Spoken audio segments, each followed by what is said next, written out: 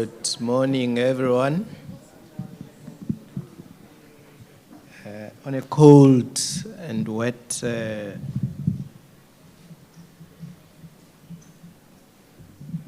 Cape Town, it's nice to meet all of you today. My name is Charles Mohalaba. I work for the Department of Justice and Constitutional Development, responsible for court administration. I wish to welcome everyone today at the session.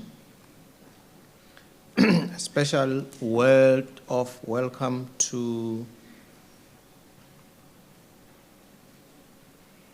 the Deputy Minister of Justice and Constitutional Development, DM Nel.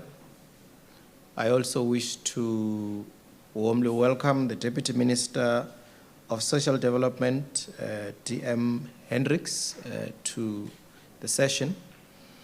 And of course, we have our partners in the cluster, being the National Prosecuting Authority, Advocate Boni Gamo, who is representing the National Director of Public Prosecutions. Also wish to welcome in her busy, very, very busy schedule, and who had to make time for us today to join us in this important event, Commissioner Kwanana from the South African Human Rights Commission. I also wish to welcome the civil society organizations that are here today. I think without your presence and collaboration and cooperation over the long years where we deal with the scourge of trafficking in persons in the globe, and in particular within our own borders, would not be here today. And your insights and contributions to the cause are indeed noted.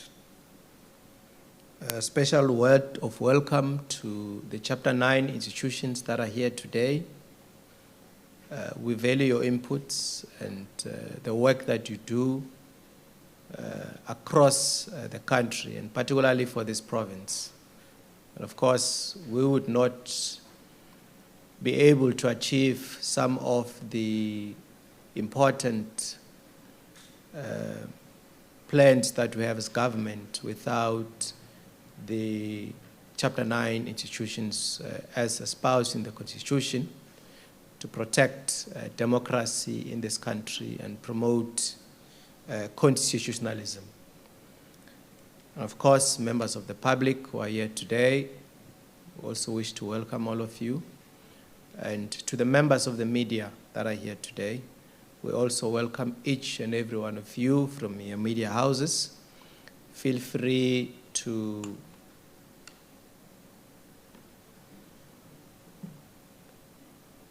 participate in the activities, ensuring that the public is made aware and we're able to create a lot of awareness around this.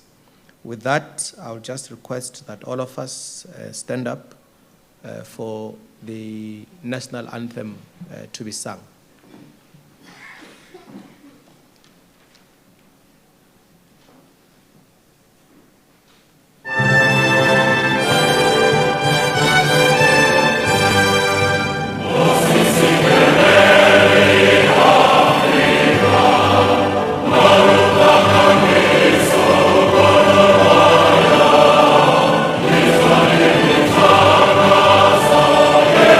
Oh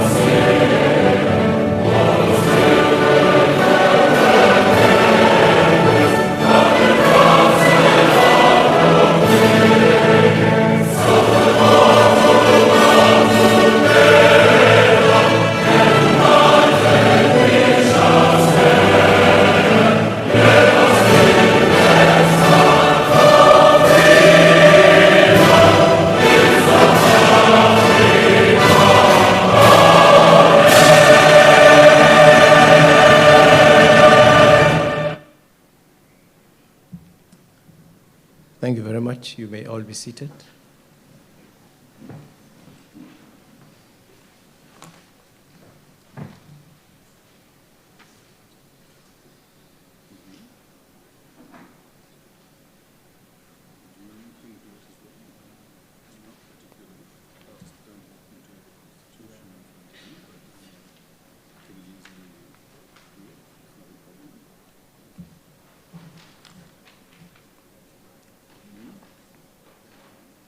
Thank you very much, ladies and gentlemen. Let me also welcome the representative of the Western Cape Provincial Government, rather the member of the Standing Committee of Social Development, Ms. Philander. May I also call you to the stage to formally welcome the guest today.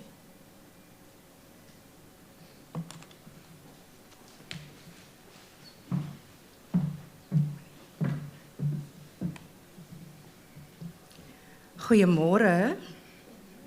Good morning. Honorable Ministers, I think I've covered my steps for the month of August this morning. And I almost saw the minister dipping in at the Big Five, just to get some relief. Good morning, ladies and gentlemen, esteemed dignitaries, partners in government and civil society, colleagues and friends, and most importantly, all the champions in justice. The program facilitator has, I think, also formally welcomed everyone by name. And for the sake of time, I think I'm going to just refer to all protocol observed. So we gather here today not only to mark the World Day Against Trafficking in Persons. We are here to deepen our shared commitment to one of the most pressing and painful human rights issues of our time. So human trafficking is not just simply a crime. It is a betrayal of our collective humanity, and it is one we cannot afford to tolerate on our watch. Today marks a bold and a necessary step for us here in the Western Cape with the launch of the Port of Entry Local Task Team. For us all today, for every resident in the Western Cape, this should indeed be personal. Because behind every trafficking statistic, there is a face, there is a name, and there is a life torn apart. I believe today that this task team is not just about coordination, but it's about courage. It is about drawing the line and saying no, not on our soil, not through our airport. And I want to take this opportunity to thank everyone that is taking ownership, ready to act, to protect, and to disrupt, and therefore standing up and leading from the front. We are privileged to stand here at the Cape Town International Airport as a symbol of South Africa's openness to the world, but also a point of vulnerability, where perpetrators of human trafficking seek to exploit the movement of people for profit. Today, with the launch of the local task team for ports of entry, we affirm that this gateway will not be left unguarded. It will be defended through coordination action, policy alignment, and unwavering will. This year's global theme, human trafficking is organized crime and the exploitation, could not be more relevant. It reminds us that trafficking is not incidental. It is deliberate. It is systemic.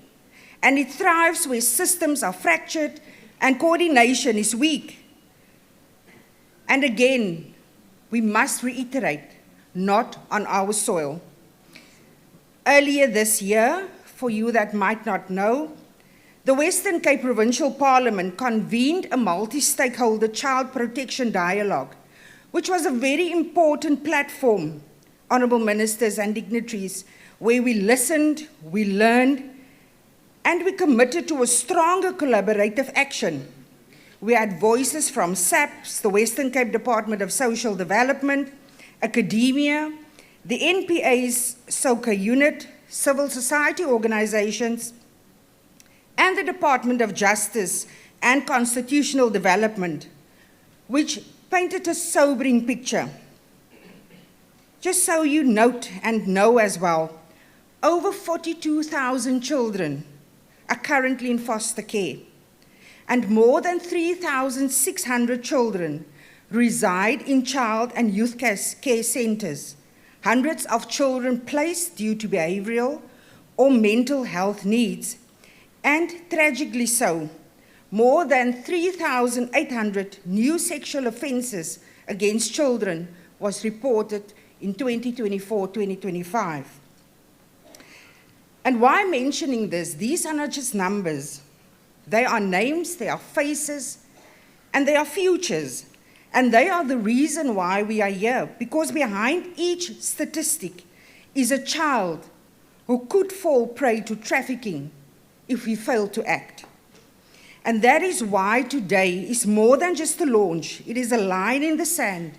It is a commitment that all our ports, our borders, and in every community, there should be a response with vigilance, professionalism, and compassion.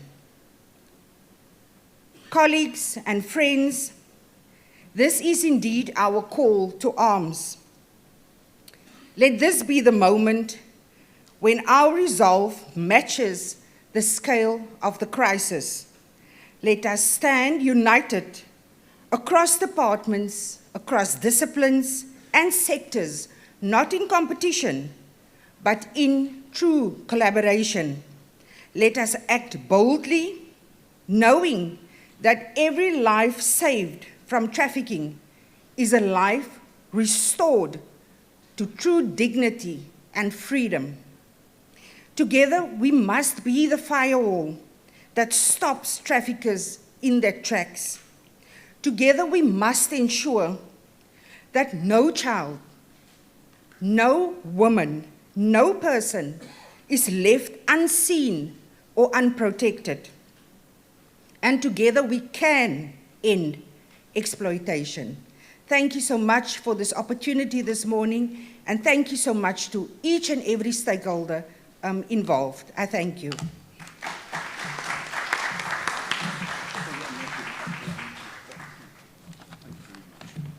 Thank you very much. Thank you very much, Ms. Philander, for the warm words of welcome from the province. And I think your reflections really are cutting deep into what we're actually facing as a country. And I think all of us here will obviously increase our efforts in combating trafficking in persons in our own country. We, as a department, over the years, are known to be the coalface of service delivery in the courts, the coalface of service delivery at the various masters' offices across the country, are known as the coalface of service delivery for the state attorney's offices across the country. But I think it's quite important that we also deal with the issues of to what extent are we able as a nation to better understand the issues that relates to constitutionalism. There's been a lot of effort and emphasis around the Department of Justice.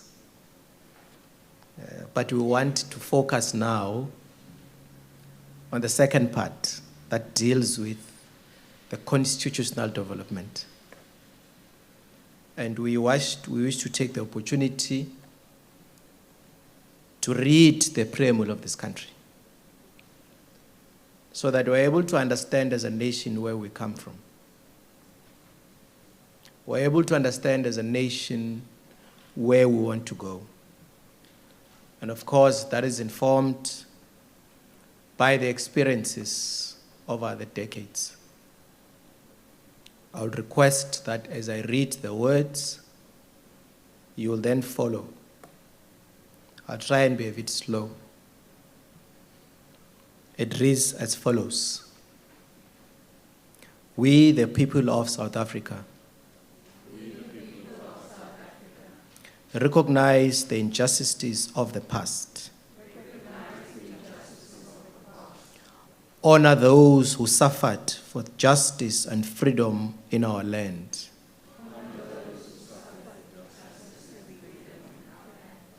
Respect those who have worked to build and develop our country.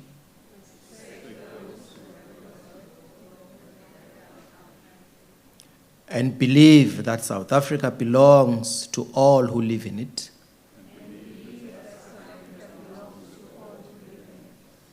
United in our diversity. We therefore, through our freely elected representatives, adopt this Constitution as the supreme law of the Republic.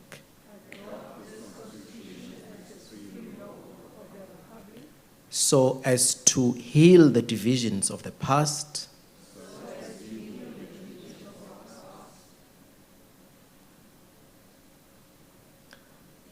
and establish a society based on democratic values, social justice, and fundamental human rights.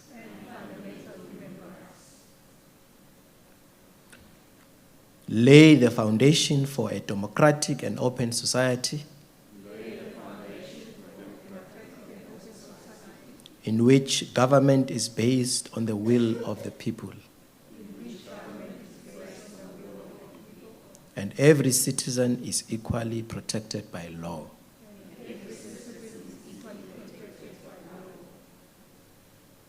Improve the quality of life of all citizens and free the potential of each person. And build a united and democratic South Africa, able to take its rightful place as a sovereign state in the family of nations.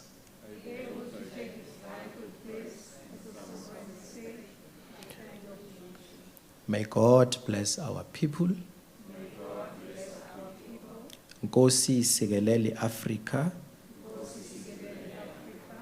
Morena boloka setjhaba sa heso.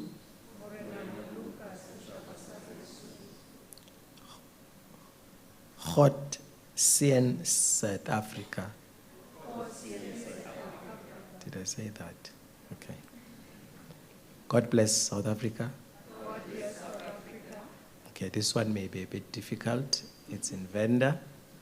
It's Madzimu Fatutsesa a Africa. Podzimu Fatusetsa Africa. Osi Katekisa Africa. Osi Katekisa Africa. We believe as a Department of Justice and Constitutional Development that we are a nation that is really embodied in this Constitution.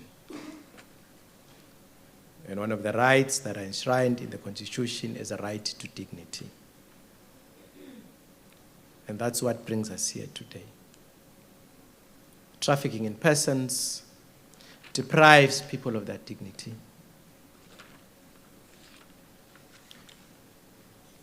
It deprives people of their worth. And the recent report of the 7th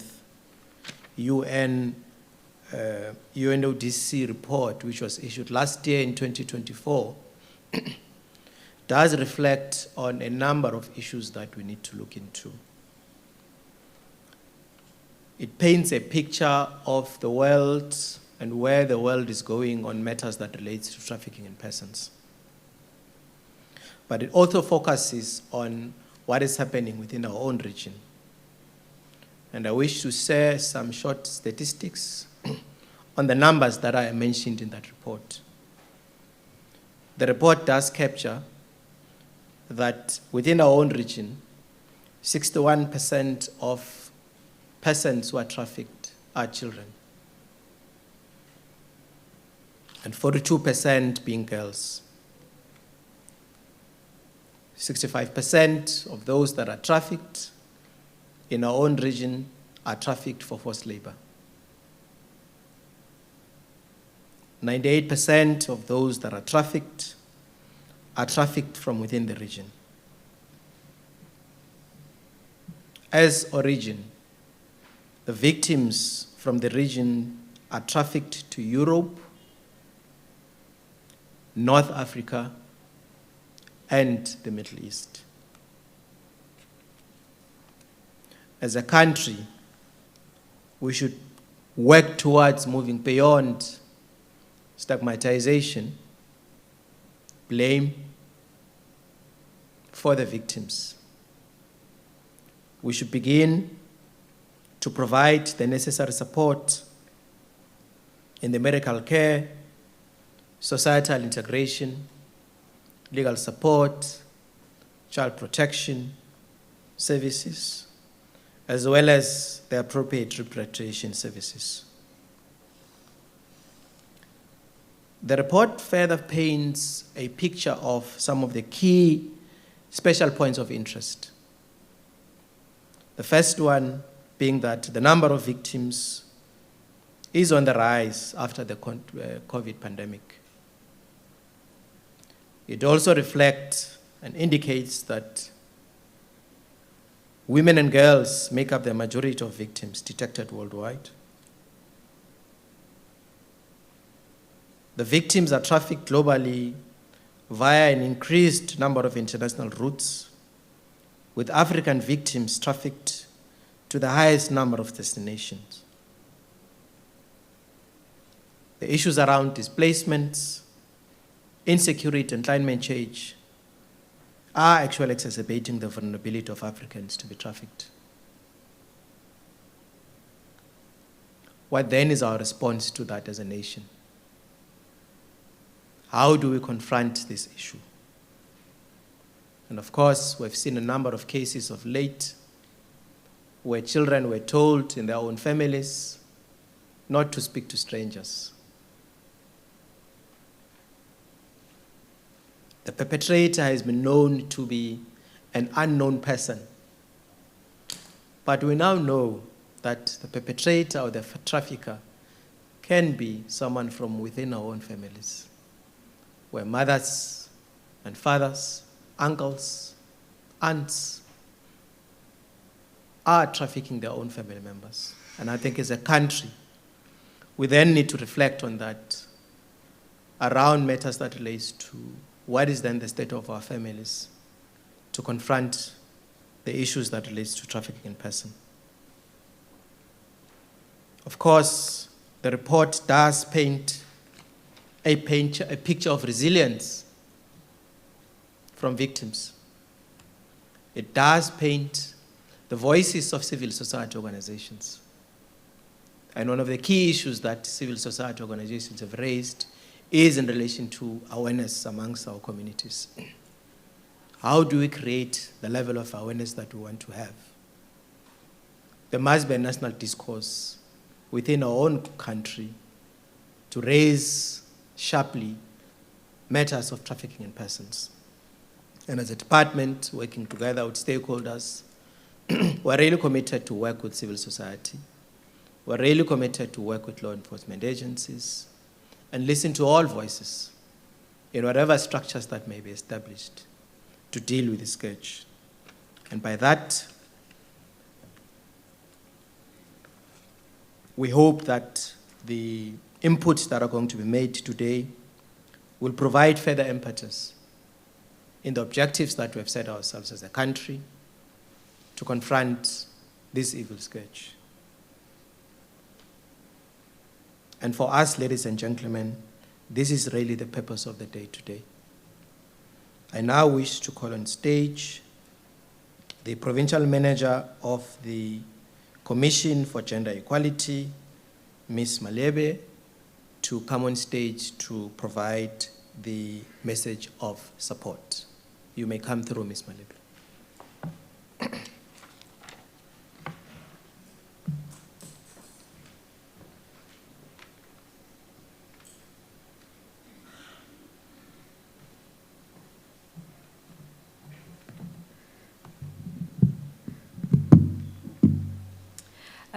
Program Director, Honorable Deputy Ministers, representatives from government, civil society, law enforcement, partners in justice and social development, but most importantly, survivors and advocates.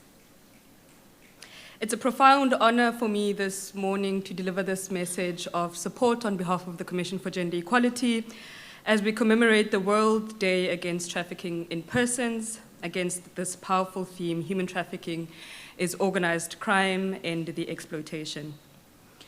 Today is a call to action, a moment to confront one of the most heinous crimes of our time, which continues to violate the rights, dignity, and humanity of countless individuals across the globe, as well as within our own borders.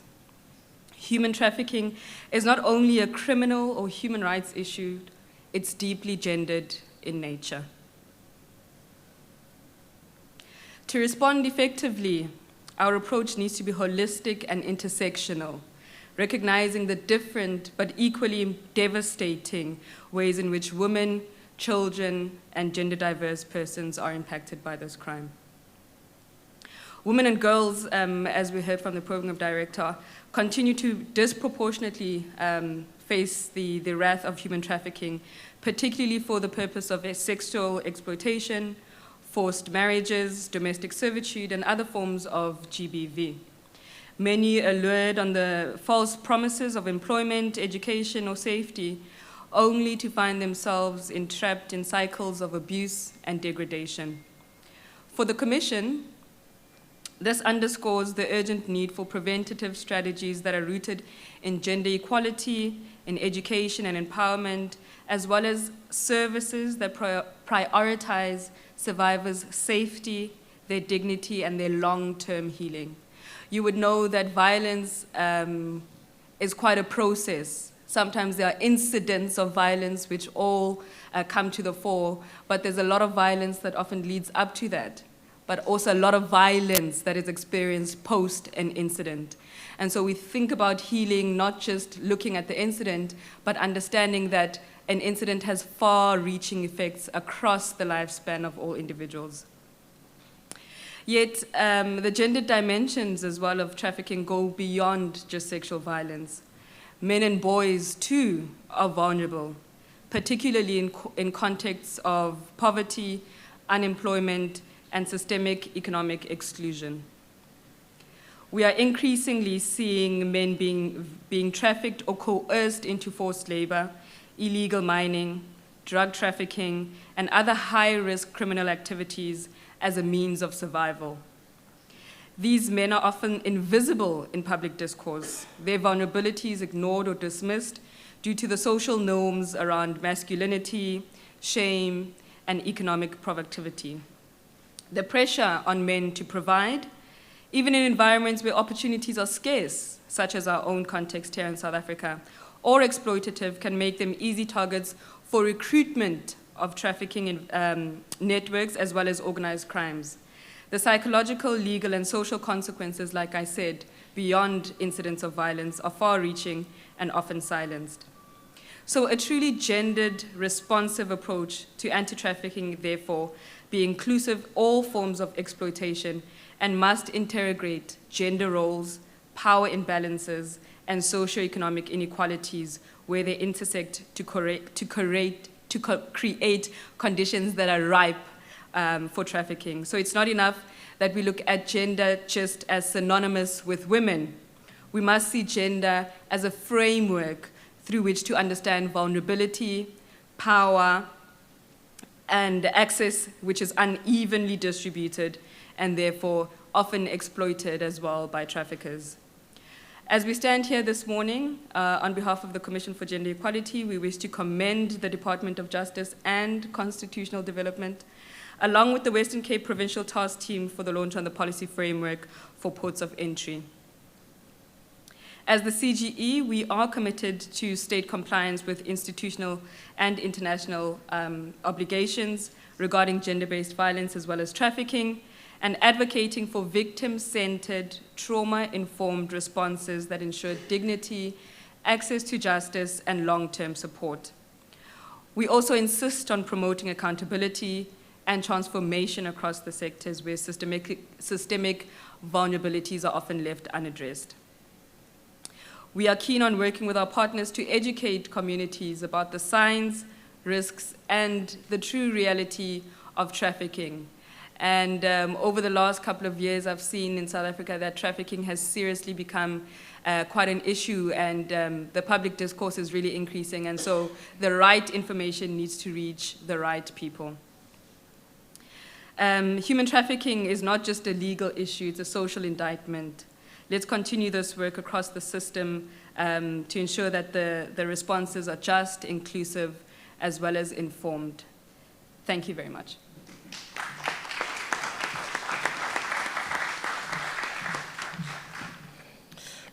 Thank you very much, Ms. Malebe, for your encouraging words.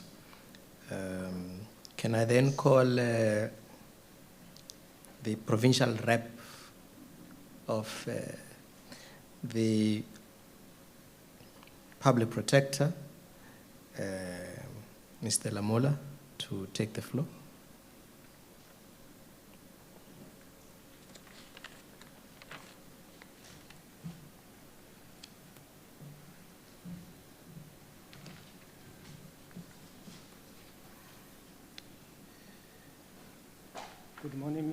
Good morning, Deputy Minister of Justice and Constitutional Development. Good morning, Deputy Minister of Social Development.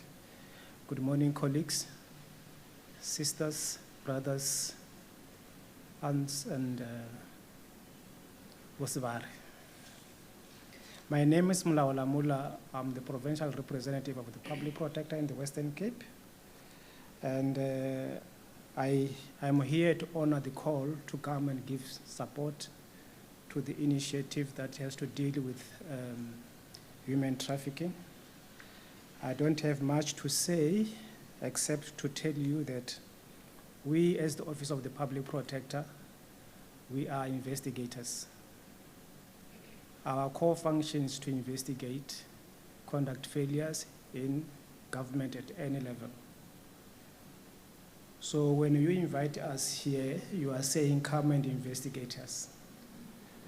So you are being preemptively striking to say, come and investigate us. And the Deputy Minister of Justice and Constitutional Development is doing it for the second time. He reported himself some years back and said, come and investigate us relating to the gender-based violence incident, Deputy Minister, you'll remember. And we issued a report based on that, and he said, in terms of your own processes, you are good, but there are systemic issues that cut across the whole sector. And I hope you are going to be coming again and saying, investigate us again, and we will do it. So the Office of the Public Protector is known for doing investigation functions, but we also do resolve complaints through alternative dispute resolution. We also give advice. We also give opinions on certain issues, but we don't investigate privately reported issues. But in this instance of gender-based violence, human trafficking, we'll be looking at processes. What processes are there to prevent this crime from happening? Because it's a criminal offense, we don't investigate criminal offense. But we'll be looking into the processes that the department has put in place to prevent the human trafficking aspect from happening.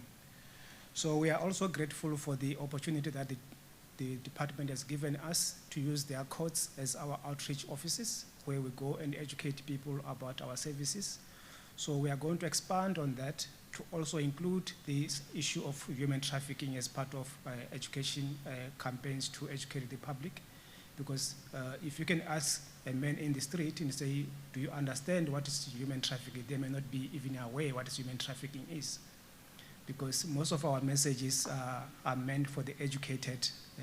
They are too high level. So because we are on the ground, we'll be trying to simplify the message and say, this is, when we say human trafficking, it relates to 1, 2, 3, 4, 5, so that people can exercise their constitutional obligations of reporting crime when they see it. They can only do that if they are aware, if the message is so simple.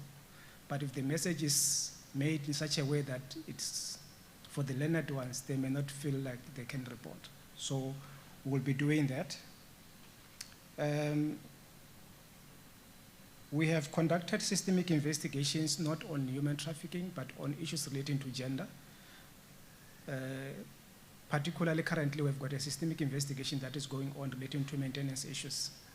So it's also relating to the Department of Justice. So we are giving you support, but in a different way, in a negative way, but we are going to learn from that investigation and do things appropriately. So the issue of human trafficking is not only a government issue, because who constitutes government is me and you and you and everyone. So if all of us here are constituting government and we don't play our role to ensure that this problem is challenged, is reported, no one is going to do that. It is us who are here who have to start the process of reporting and educating your neighbor. You don't even have to convene a big gathering.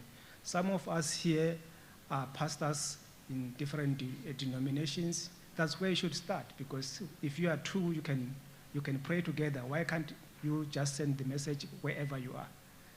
So we haven't got any complaint currently related to human trafficking, but should there be a complaint, or should we become across any information that we suspect that the government is not doing enough to curb human trafficking, we may be inclined to investigate. So it will be more of a systemic investigation than an individualized investigation, because we believe that in every aspect that is repeating itself, there are systemic issues that are not taken care of. So currently, we are not saying the departments or the state institutions that have to deal with human trafficking are safe. They are unsafe because we are watching the space, we are reading the news. There could be any investigation that can be commenced, particularly if we have been invited in this forum and we live here, we can't just go to our office and relax. We'll be looking to say, what measures have you put in place? Are those measures really foolproof? Are they watertight to prevent this thing from happening? Because it's one thing to go and say the message, is another thing that you have to do to put measures in place to prevent it from happening. And we need to understand, why is this human trafficking happening again and again? There should be something underlining. So we go deeper to find out what is it that is encouraging this human trafficking thing to happen. Is it because of the failure of processes, or is it because the end result is still encouraging people to look for ways to circumvent the process? So we are here at the international airport. I hope the same message is being spread to your land borders, your rail borders, because it does not take a flight to traffic anyone. In terms of international trafficking of humans. It's also happening within our own setup in the villages, where people just take it as if it's a norm. We know these people who are in this business. We know the people who are doing this, and we should send the message to every corner of South Africa that human trafficking is a crime. And I don't know, Mr. Mhalaba, how much is the fine or the sanction for one who's found to have trafficked a person, so that we can look into that and say, but the sanction is not severe enough. That's why it's recurring. If you say, okay, if you are found guilty, you can be imprisoned for 2 years, or a fine of 10,000, that is not enough. It's encouraging, because I can work around that to say, okay, a fine of 10,000, I can budget for that. So we don't want a sanction that can be circumvented. So having said that, I think I have said enough about for today. So any one of you who have got a complaint to lodge today against the department, I'm here. I'm ready to take your complaint, and we will start from there. Not only about the human trafficking aspect, on other issues, because you may be having a complaint relating to water in your own village, in your own space. Please, I'm here to assist you. And our services are free. We don't have a bill that we are going to give it to you. We only give you the report or advise you where to go. Please, I'm just sitting here, please. I'll be here until the program ends, and I've got complaint forms for you to come and start filling. And Deputy Minister, Justice, and Deputy Minister of Social Development, you are also welcome to come and complain. Thank you.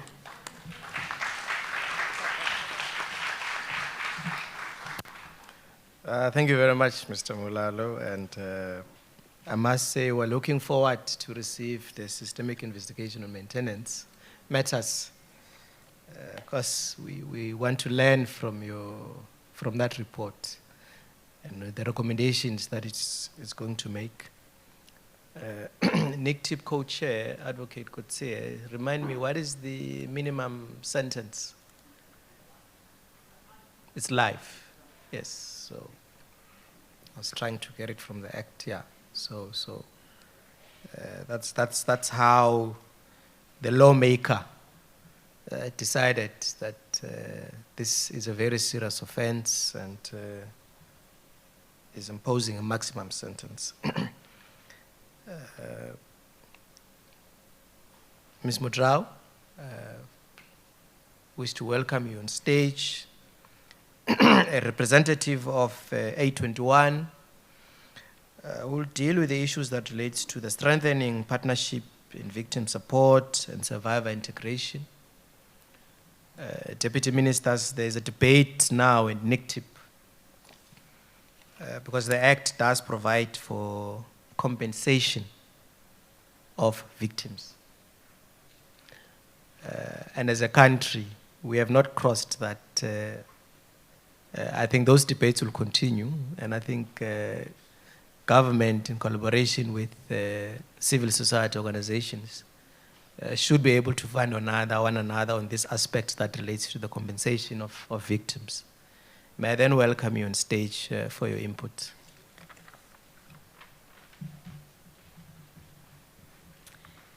Good afternoon, colleagues. My name is Katie Mudrao, and I am the Country Manager and Regional Director for Europe and Africa for the A21 campaign. But as I'm standing here, I'm actually a representative for civil society. I'm representing all of those who are key in the front line in Western Cape and nationally for the fight against trafficking. And first and foremost, I really want to commend our key partners who have been relentless in launching this framework for local task teams, specifically within the ports. So those from the Western Cape Trafficking in Persons Task Team, but specifically to Freedom Port Alliance. So Anita and Graham and Paul and the team, well done for what you have done here. It's an honor to stand here and congratulate you on the hard work. So I've been asked to speak about strengthening partnerships and the power in together. And it really is something that A21 believes in. Civil society believes in this. Partnerships are the key factor in seeing trafficking abolished. And cases brought to the front and victims identified, supported, and reintegrated. You can go to the next slide. I'm a recovering nerd, so there's always going to be slides. To do that, I'd like to highlight the National Human Trafficking Hotline. We are a 24/7 national line that is there for community tip-offs, identification of survivors, victim support, and referral. And honestly, this line was launched in 2016 because of the very issue of a lack in partnership. There were organizations doing things, there were government departments doing things, there were survivors and victims needing identification and support, and very little coordination at that time. We have now come leaps and bounds in the last 10 years in seeing the coordination of these efforts. The line is toll-free. We have operators in English, Afrikaans, Xhosa, Zulu, and we can do teleinterpretation in up to 230 languages. What I want to highlight is that last year, 26.5% of the calls that we got were from frontline professionals, Department of Health, airport staff, people who were on the front lines who could come across survivors or victims in their everyday life. law enforcement themselves having victims in front of them needing access to services, and NGOs alike who had tip-offs or were seeing things in the community that they needed a coordinated response to. And it's our honor as A21 to host that line to ensure coordination, that we are seeing coordination in the swift response to victims. I'd like to highlight that it's not just community members calling the line, but together, as we are working together and using it as a coordination tactic, we're actually seeing victims supported more timeously, access to services, and in essence, that results in identification, it results in coordinated investigation, and then prosecutions and sentencing. We want that full circle. That's what we want to see in our country, with the life sentence and minimum of R1 million fine. Next slide. We truly believe that partnership equals victim-centered. Without partnership, you are not victim-centered. When we strengthen collaboration, it results in simple referral pathways for those who need it the most. It results in clarity and next steps. What are the next steps? And it results in well-executed survivor support and survivor reintegration. Not just the first 5 minutes of support, but 2 years down the line when you need to now be standing on your own 2 feet after that extreme trauma that you've been through. What does the coordination of that full service support look like? That comes down to partnership. When as departments or civil society we have a singular focus on our own and on our own role, it leaves an imbalance of services. A strong investigation with no support, great victim services and poor criminal justice processes. We have to work together. Enforcing our duties alone ensures that the focus leaves the victims as secondary or a means to an end. They are the testifier. They are the one giving the intel. They are the one who is filling the beds so that I'm ticking off the beds that I need to fill for the quarter, when we focus on our own role. However, partnership acknowledges person first. It acknowledges human dignity, and it acknowledges that we have one part to play in the entire process, which is victim-centered, seeing a human being, a person with value, innate value, potential, and dignity, their rights being recognized and then being supported to living in their full potential, as our Constitution speaks of. Here is the mandatory motivational quote when talking about partnership and coming from civil society. But Mother Teresa says, I can do things you cannot do. You can do things I cannot. And together we can do great things. Each of us sitting here can do something that the other cannot do. It is essential that we grow those partnerships, we break down communication issues, we let go of ego and pride, and we take hands and work together to see survivors identified and this crime addressed in a coordinated manner in and across our borders. Thank you for the time, thank you for the honor of speaking, and again, well done to our civil society partners and the Western Cape Task Team for launching this. Thank you.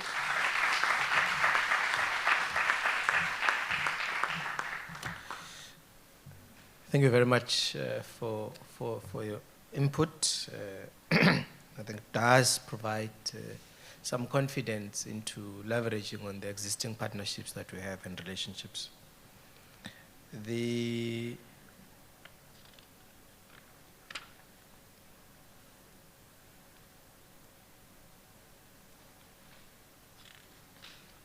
next speaker, I wish to invite on stage the Commissioner of the South African Human Rights Commission, Commissioner Kwanana, to also provide an input, as the Human Rights Commission is a body that is entrusted by law to deal with human rights violations and the protection of human rights. May I then invite you, Commissioner, to the stage.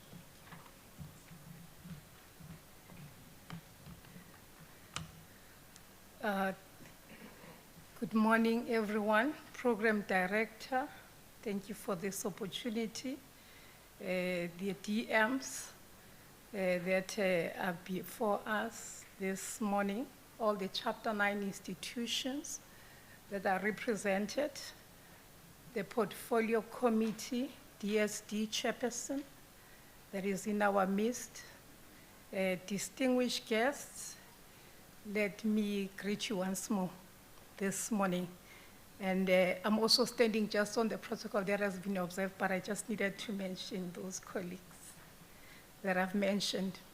It is indeed a privilege and a responsibility to address you today on an issue that cuts to the heart of human dignity and the legal identity and protection of human beings, but most importantly of children, for the simple reason that one of my focus areas at the Commission is children. And currently I've been dealing with children that are unaccompanied, that are separated, that are abandoned, that are at the risk of being statelessness. I'm sure I am preaching to the converted, but it's important to just mention that we are established a South African Human Rights Commission in terms of Section 181, and our mandate is found at Section 184, which is to protect respect for human rights, monitor and assess the observance of human rights in the Republic at large. And of course, it is to investigate and report on issues that undermine these rights. I thought maybe it's befitting to just mention to you what we have been doing with regard to try and ensure that while there could be human trafficking, but we also able to ensure that we nip it while it is still, trying to happen or it has already happened. And this is what we have done for ourselves as the focus area on children. We have made sure that we engage with a number of stakeholders, amongst others, UNICEF, UNHCR, and all these organizations. We have already had a conversation with them. And really the issues, as already been said, are systemic. We've also had the opportunity to even talk to different departments, Department of Home Affairs, as well as the Department of Social Development. And what came about from these discussions was that there is standard operating procedures that are not really being followed by the different institutions. There is no synergy. Whilst you could observe that in one province it has worked for them, then you find that in another one they don't even know about those SOPs. We have also been engaged with Lawyers for Human Rights, Center for Child Law, UCT Law Clinic, as well as the Nelson Mandela University Law Clinic, as well as Scalabrini Center. And again, I must just mention to you that these are experts that are really on the ground and dealing with these issues. And I'm sure amongst you here sitting in the group, they are also represented. And of course, if there are those that I have not mentioned, feel free to engage with us because we want to amplify your voice when we prepare our report.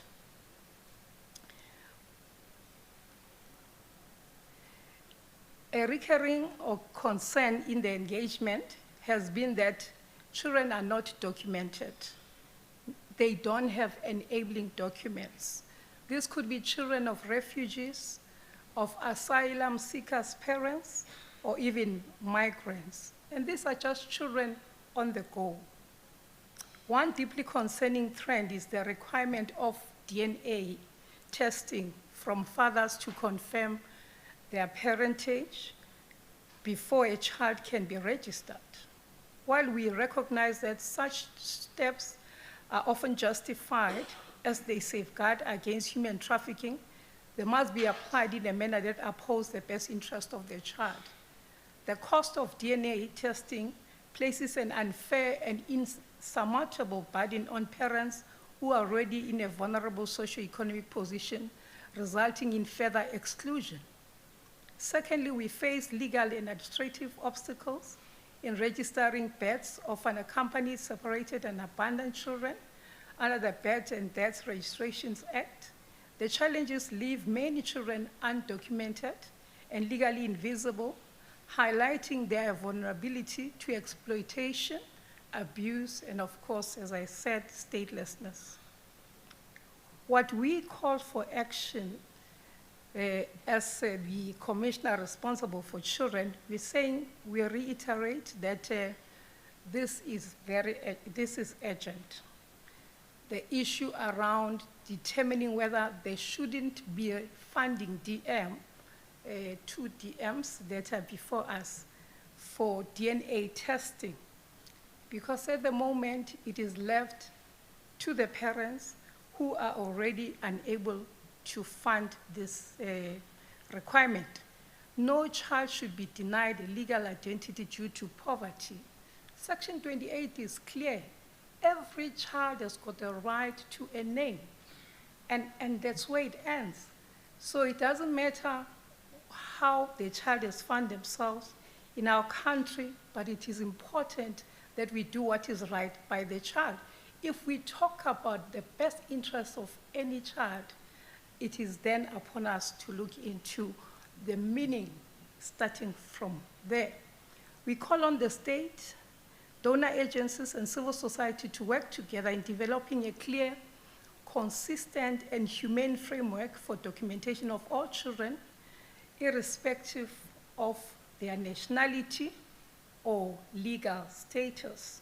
And I must just pause here and say to you, whilst we would have spoken to the department in Gauteng, and we then just the other day monitored the department here in Western Cape, you find that really there is no collaboration in how they apply their very policies or even requirements that have set for themselves that are advertised on the website. And this is a concern to us. So the department, we must appreciate what we have now decided to do with regard to creating this task team in order to spearhead this initiative. As a Human Rights Commission, I've mentioned to you what we are able to do.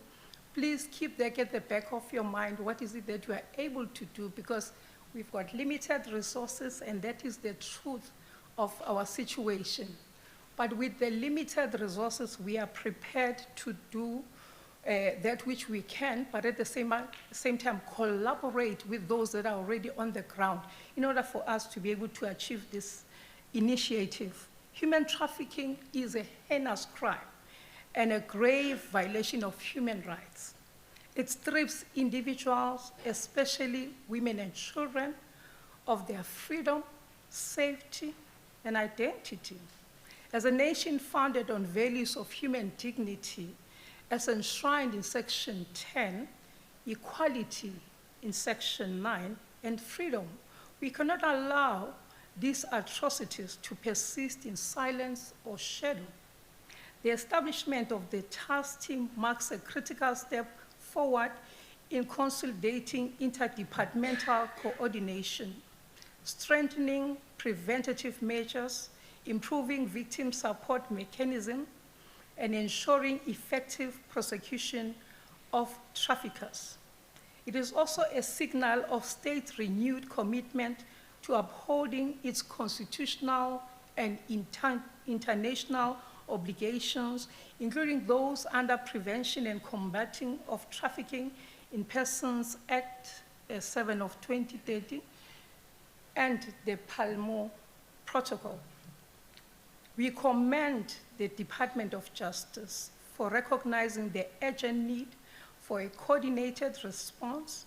We stand ready as the South African Human Rights Commission to work alongside this task team in monitoring the implementation, advising on policy alignment with human rights standards, advocating for protection of our most vulnerable and marginalized groups. Let this launch not merely be ceremonial, but a beginning of sustained, courageous, and collective effort to end trafficking in persons during our lifetime. I thank you.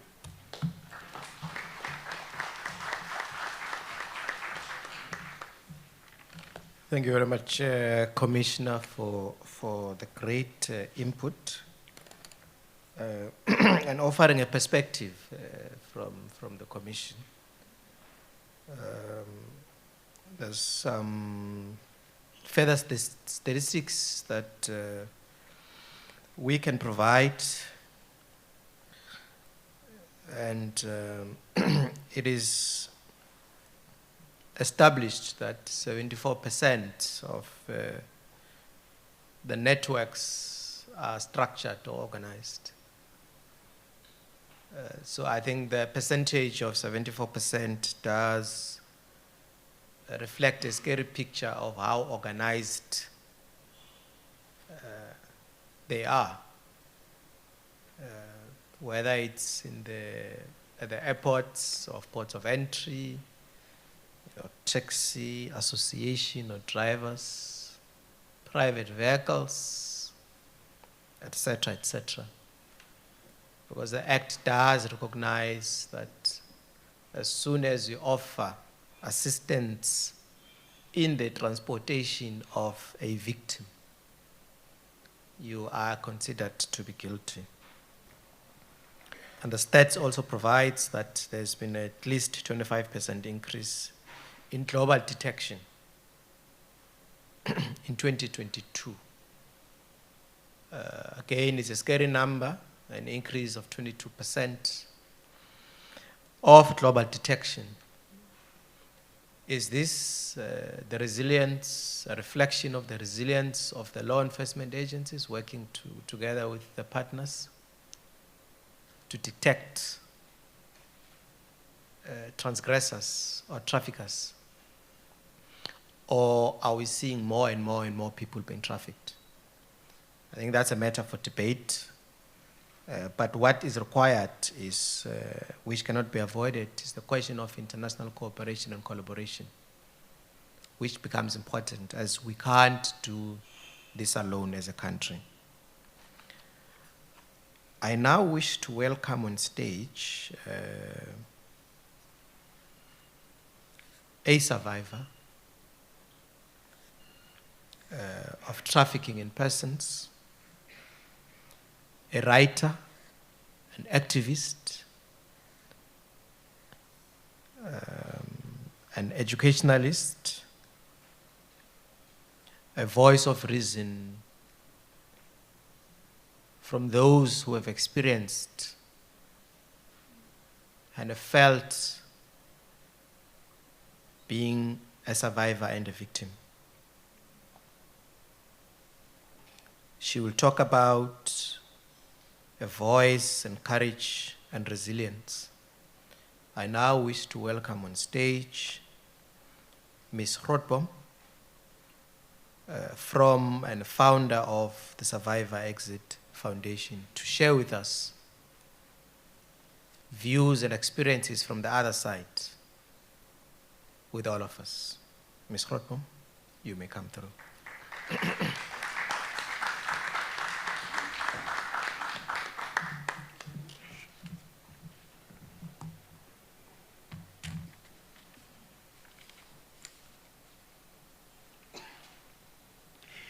Thank you very much, Honorable Deputy Minister of Justice and Mr. Andries Nel, Honorable Minister, Deputy of Social Development, Mr. Ibrahim Hendricks, distinguished guests, protocol observed. I greet you all and say thank you for inviting me to this important international event. Most of all, I would like to say to all survivors around the world, congratulations. To all the victims, your journey has started, and walk your exit. My story started when I turned 18 after having left the shelter, which was my home for almost 9 years, from the age of 8 years.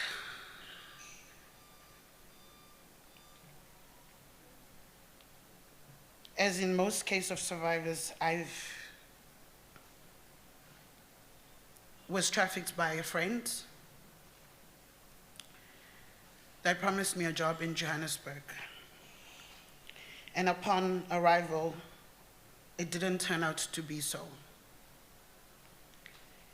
It was abuse, sexual exploitation, human trafficking, torture, and used by pimps, and the list go on. I've truly seen a lot in my life being in Johannesburg from the age of 18. All this happened in approximately 14 years, from 18 through 20, going into early 30s. The full details of my story is in the book Exit, which I'm the author of it. And a lot of media outlets that you can see documentaries that I've done with BBC, and also the educational program I've done on SABC2 Rebounders, and won an award for it, but never received the award. But today I stand before you as a survivor leader coming from Vienna this year for our first ever Global Forum of Survivor Leaders. Being in Vienna this year on the 24th of June with the UNODC, the European Union, it was so emotional for me as a survivor. Because I saw other survivors and survivor leaders in such an empowering position. Some were doing moderating, experts. And in this room, there's no organization I've met in my 7-8 years coming out.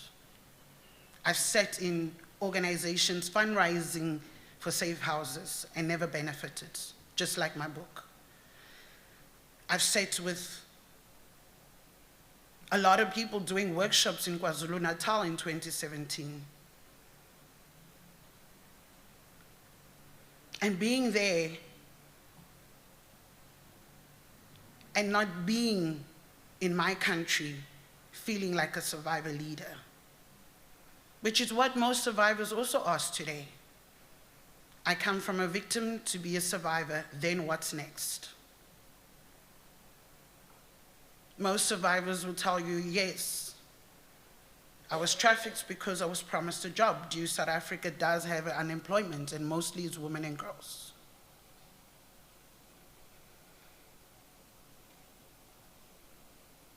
My testimony is not me telling so you can feel shame, so my shame can continue. Because that's what happens every time I get called for to tell my story, and it's a shame and cry and a hug. I live in the most dangerous community, which is Khayelitsha Site C.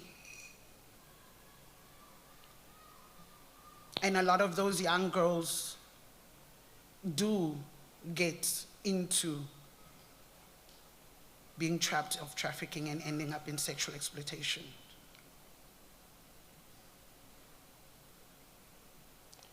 I am traveling around the world. I am learning and I am growing, but here back at home, as a survivor leader, I'm still learning the importance of being part of the network and the partnership of NGOs and understanding where do survivors sit at the table. There's no research report I haven't been part of.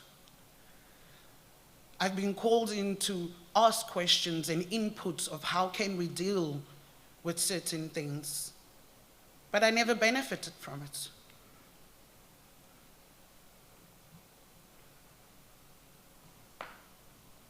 My experience and me telling my story is for that one victim and for that one survivor to see a survivor standing in front of you and knowing there is hope to do it. There is hope to get through it. But the stigma that comes with that is what's re-traumatizing for me. I'm known as going everywhere and telling the story. But coming from Vienna, it was a different experience. It was an experience of asking myself also as Gezelde Grootboom, do I want to be called a survivor or a survivor leader expert? And where is my seat at the table of decision-making and inputs and developing programs and seeing the progress of what we speak of when we say ending sexual exploitation and anti-human trafficking. I really appreciate this opportunity, and I'm so hoping to all the survivors that's watching around the world that I'm part of the African Survivor Coalition that's in collaboration with the UNODC. As they are watching, thank you so much for your empowerment. Thank you so much for teaching me and giving me the skills to stand here today and still feel proud to be called a survivor. But my question is to organizations, stakeholders, and everybody, what does it mean to be a survivor in South Africa? I'm a survivor, but I'm not surviving.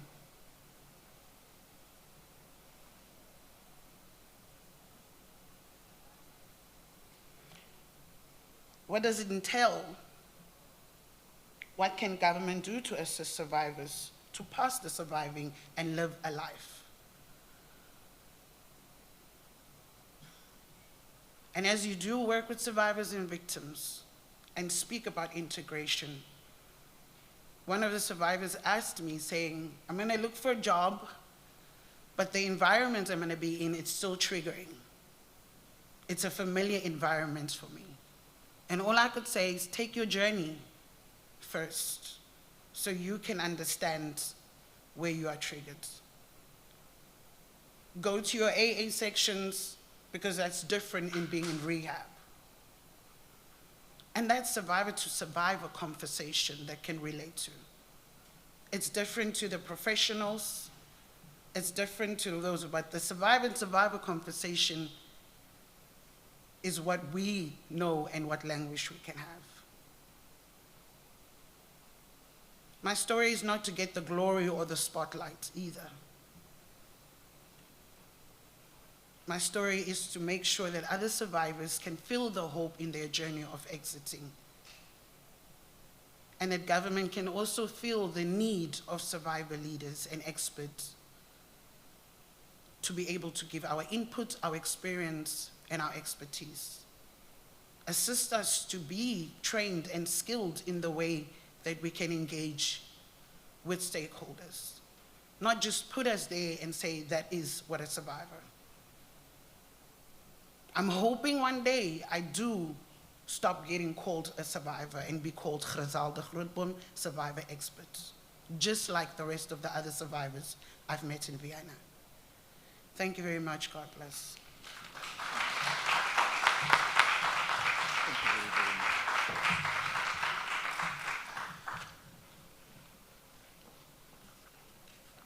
Thank you very much, Ms. Grootboom, for sharing with us your experience.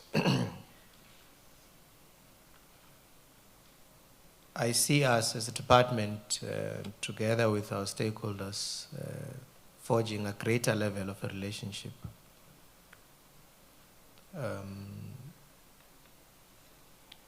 So that even in the area of policy making, we're wiser. We're not allowing our principals to make policy positions or take policy positions which would not support survivors. And I'm really looking forward to our further engagements in this regard. Moving on, we will now get a perspective from the Deputy Director of Public Prosecutions,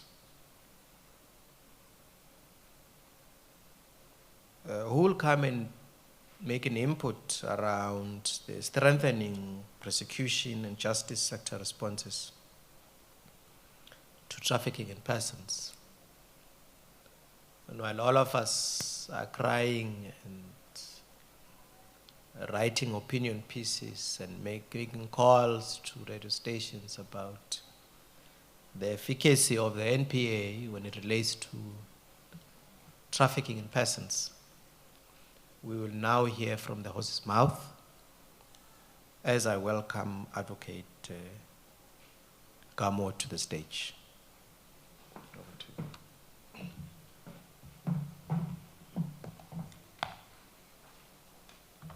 Thank you very much.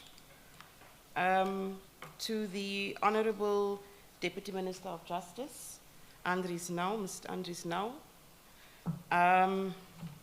our host today, and all the Deputy Ministers, Sir, Mr. Hendricks, that are present, to the leadership from both the private and the public sector, to our powerful civil sector, civil society actors that are in the room, distinguished guests, ladies and gentlemen, all protocol observed. First of all, from the National Director of Public Prosecutions, Advocate Patoy, who regrettably had a prior commitment, Deputy Minister, and was unable to attend. But she sends warm greetings and thanks you profusely for the invitation to speak on this auspicious day today, being the World Day Against Trafficking in Persons, observed since the 16th of December 2013 by the United Nations General Assembly. Now, significantly, we are also just a few days away from celebrating the 10-year anniversary of our legislation as well in South Africa. Our packet of legislation. And so it's fitting that we are in this room today to speak about this initiative that I believe will have a massive impact on how we deal with trafficking in persons. So the National Prosecuting Authority has continuously prioritized the prosecution of trafficking, first of all by ensuring that we implement fully the packet or trafficking legislation, by making sure that we participate in all of the structures, such as the provincial task teams, as well as the rapid response teams. We also have established both international partnerships and then also valuable partnerships with the private sector, and then very importantly with civil society to bolster our response as the prosecution to trafficking. So the theme for 2025 is human trafficking is organized crime. Organized crime in the Western Cape, no one needs to teach us about organized crime. It is one of the biggest issues in the Western Cape. And so organized crime is lucrative, it's profitable, and it's very, very difficult to combat it, whether as an investigator, whether as a prosecutor. And the reason for that is that its strength lies in its networks. Its strength lies in its own partnerships that they form against us. And so for us to effectively address trafficking in persons, law enforcement agencies, whether you're the police, whether you're the prosecution, whether you are civil society, whether you are the private sector, needs to also form its own partnerships. Partnerships that will be impactful, partnerships that are all geared to the same thing, and that is to address gender-based violence, that is to address trafficking in persons in this country. If we are going to work in silos, we are going to have the same conversation in 10 years' time again. We're going to have the same conversation in 20 years' time again. And so we need to form effective partnerships and collaborations, but not only within government. We need to also do it outside of government as well. Because as a society, we need to take a stance. We are either going to address in this country trafficking in persons or not. The stakeholder collaboration is absolutely essential in the prosecutorial response to trafficking and its effective prosecution thereof. So the task team that was set up now in the Western Cape, the local task team. If ever there was a absolutely wonderful example of what partnership looks like, it is this task team, and the reason we are here today. So when I look at it, our task team, provincial task team in the Western Cape, for example, DM is co-chaired actually by the NPA, the soccer unit of the NPA, as well as the Department of Justice. And this has been a long journey. I think it was established in 2010. It's a very, very long journey. And something you may not know, Deputy Minister, I was the first chair of the rapid response team in the province when I was still here many, many moons ago. And so I believe in the partnership. Prosecutors cannot prosecute our way out of trafficking in persons without a A21, without the police being part and parcel of our response. When I look around me today, I know many of the faces because of the partnerships that were founded many, many years ago, and is still continuing. And so that response needs to continue. It needs to be amplified because we cannot do it on our own.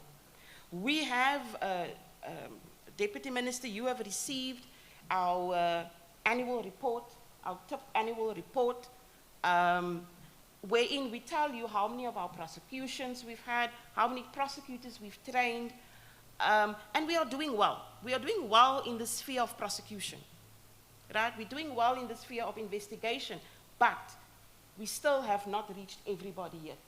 And so we need to go back to the basics, and I believe that the initiative here today is about going back to basics. It's about looking at where are the issue areas, where are the areas of concern.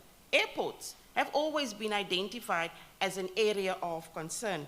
And so this initiative today that we are launching will speak directly to, let us get to the victims, where they are, whether at the airport or any other ports of entry.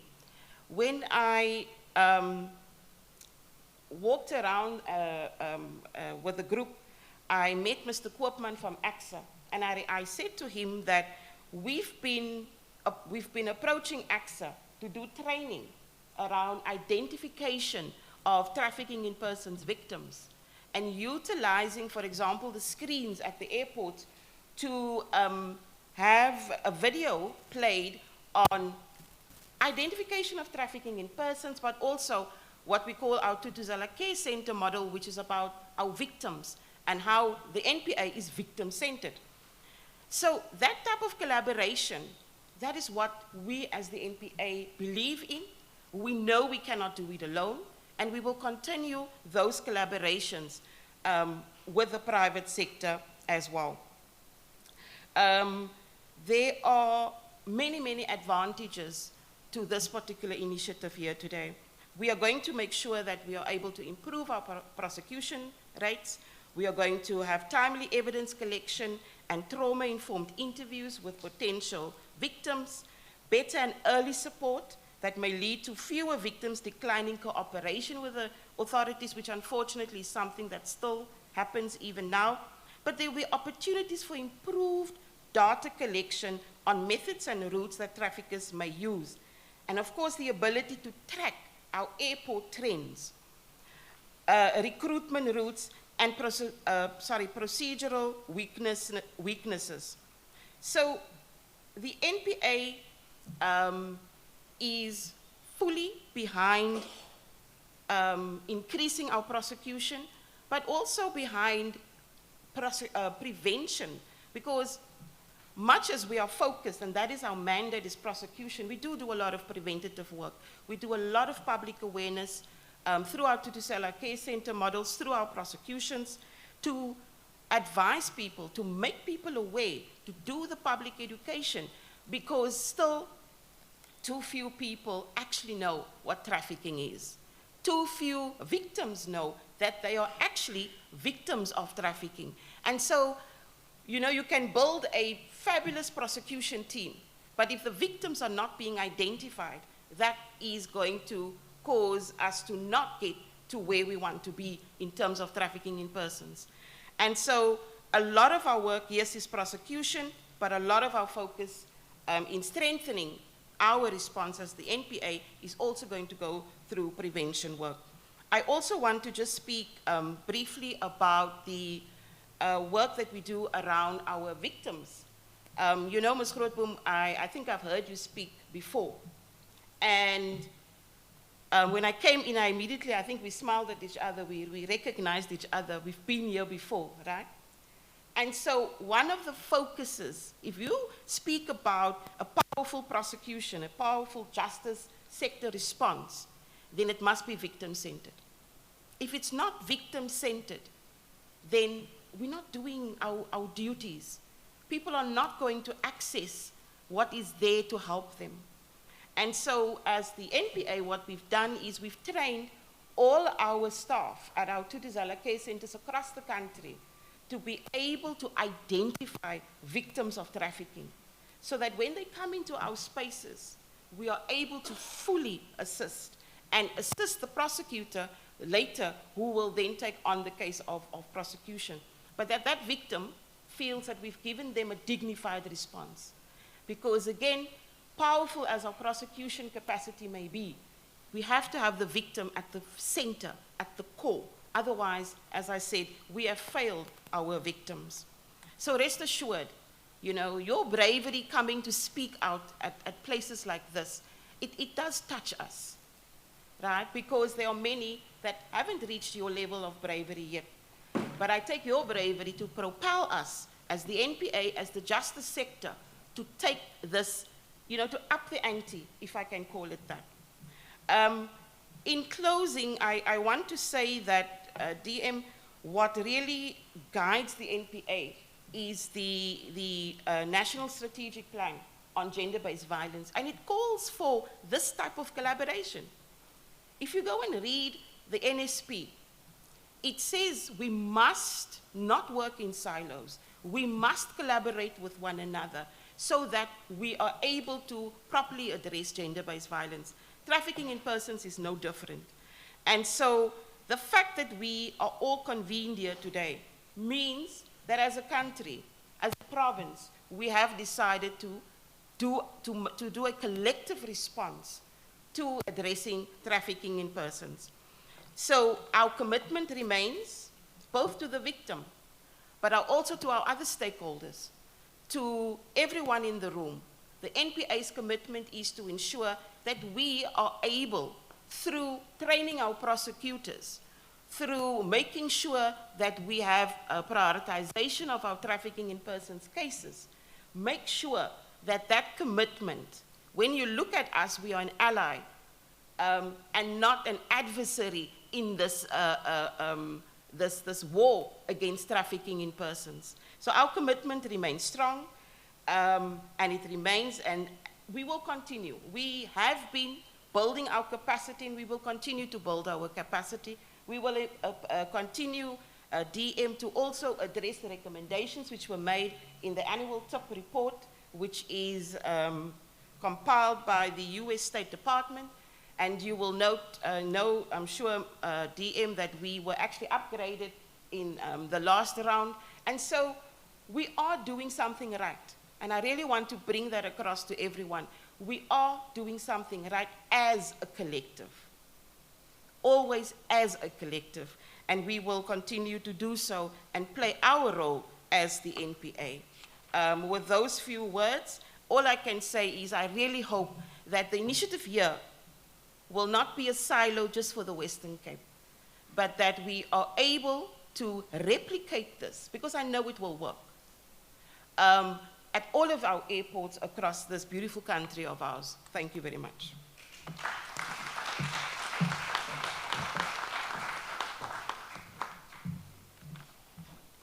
Thank you very much, Advocate, for giving us a perspective from the NPA and the efforts that are being made to strengthen prosecution of perpetrators.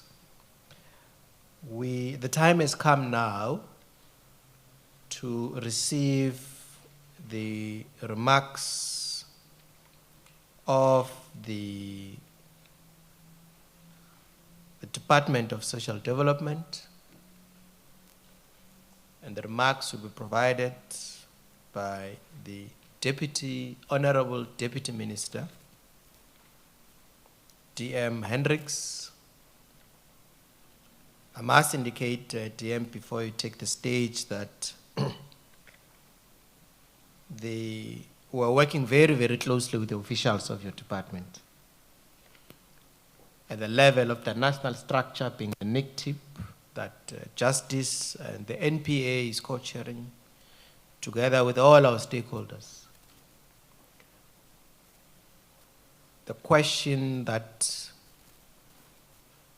always comes up, and which the officials of the department are seized with dealing with, the question of the identified victims in the form of assessments, the provision of interpreting services. We still have a challenge there. But we take cue from the Department of Social Development to say, we have now interviewed and assessed this person. We are convinced that this person has been trafficked. Therefore, the Hawks will then come into the picture and take the process forward. DM, may I invite you to the stage to provide us with your remarks.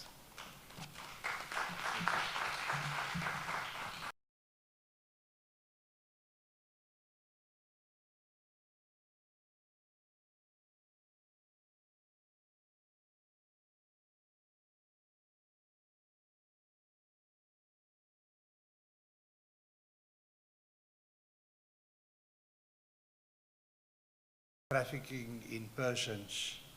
We have heard mixed views on whether we are working in silos, but I'm very happy that we have TIP, who is largely responsible for bringing us all together, and we've noted the wonderful work of those who are volunteers, and I am very encouraged that we've now reached a stage where it is possible to identify victims. So we have the profiles of possible victims, and I think that is a great achievement. I'm also very encouraged that we have a 24-hour trafficking helpline. I'm tempted to try this number. I'm just worried it won't work, but I'm sure 0800 222 777 will work. Maybe some of you will try it. So I, the Deputy Minister, don't embarrass them. Well, the Deputy Minister of Justice has now confirmed that it works. I just want to tell him, see if you can speak to someone or whether it's just a robot. I have been briefed that there was a walkabout and that Emirates Airlines shared some of the trafficking incidences that have occurred and the measures put in place by the airport to circumvent current and future incidences.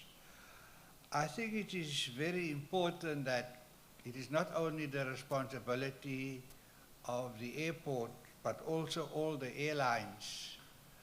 They spend about 6, 7, 8 hours with people on the plane, and I hope that there is also an initiative to get them to easier identify possible victims and turn the plane around if necessary. The launch of the task team office at this airport, I think, is a great initiative. And it is where we will bring all of us together So while civil society will largely run this task team office at the Department of Social Development, you've heard that we are very, very active in this regard already, and the Department of Justice and others, and even the Hawks will make that their home. Honorable Deputy Minister, representatives from SAPS and Home Affairs, officials from the airports company, the partners in civil society, members of the media, fellow South Africans, good morning, Goeiemorgen, Molweni. Today all of us gather at one of our country's busiest and most important gateways, Cape Town International Airport, which has been fingered as an airport used to do human trafficking. So there's a responsibility on Cape Town International Airport to work towards a situation where there are zero passengers who are victims of human trafficking. That's a great challenge. Now that this airport has been fingered, they now need to up their game and do what they can for the country. So the Cape Town International Airport is an entry point to our beloved country's mother city, as it is fondly known. The airport, like thousands of others around the globe, is a pleasant place of arrival and departure. Many come here to live out their dreams, others enjoy the natural beauty.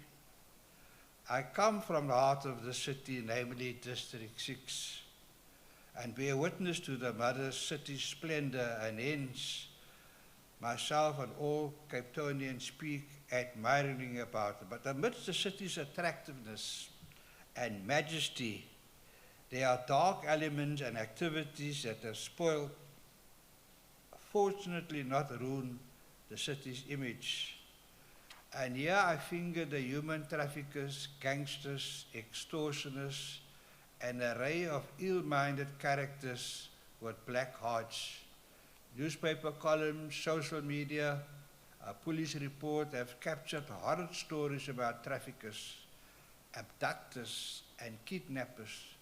A list of unsavory fellows who fill the cities and the country's corridors with fear, deceiving communities, and exploiting the vulnerable.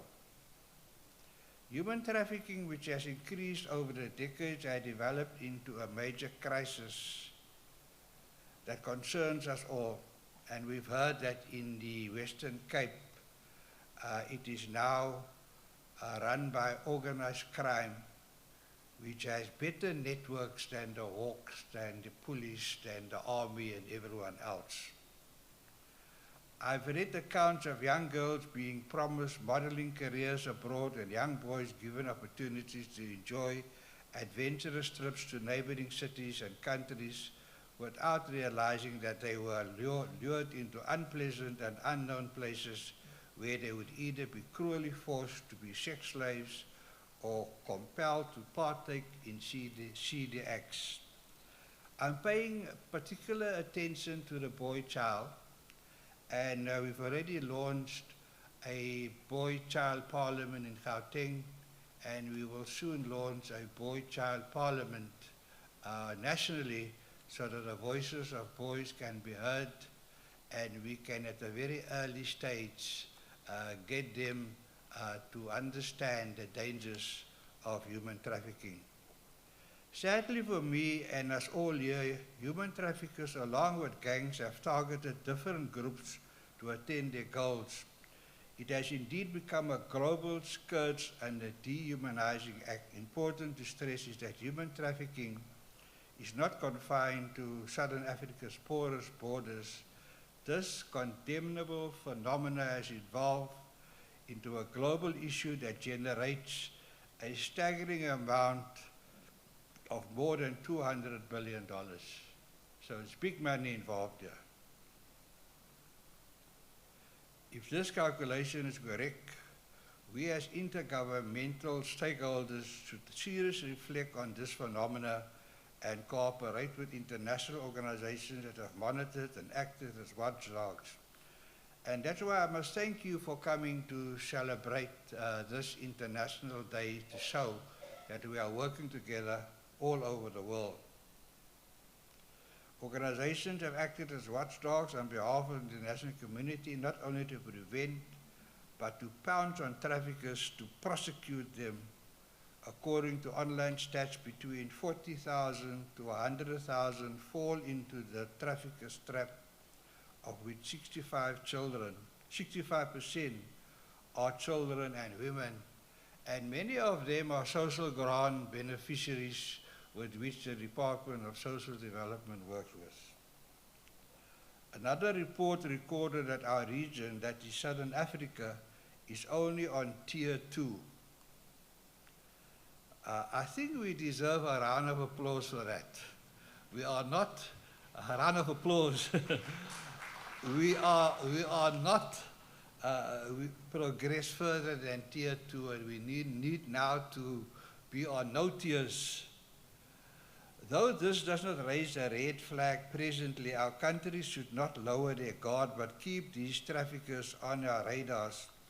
They need to do so to prevent and protect our communities from the scourge nationally and regionally. So the opening Deputy Minister of this task team office comes at the right time. It comes at a time where we are only on tier level 2. If we were on higher tiers, the job would have been more difficult. So I would like to, Deputy Minister,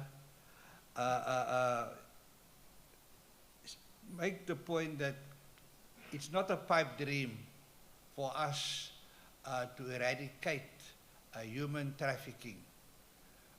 We have this local office here, and they should take the lead for Cape Town, the lead for the Western Cape, and the lead for South Africa. Now, this activity includes sex trafficking, child labor, domestic servitude, organ smuggling, child brides, illegal child adoptions, debt bondage, forced surrogacy, and even the use of body parts for beauty.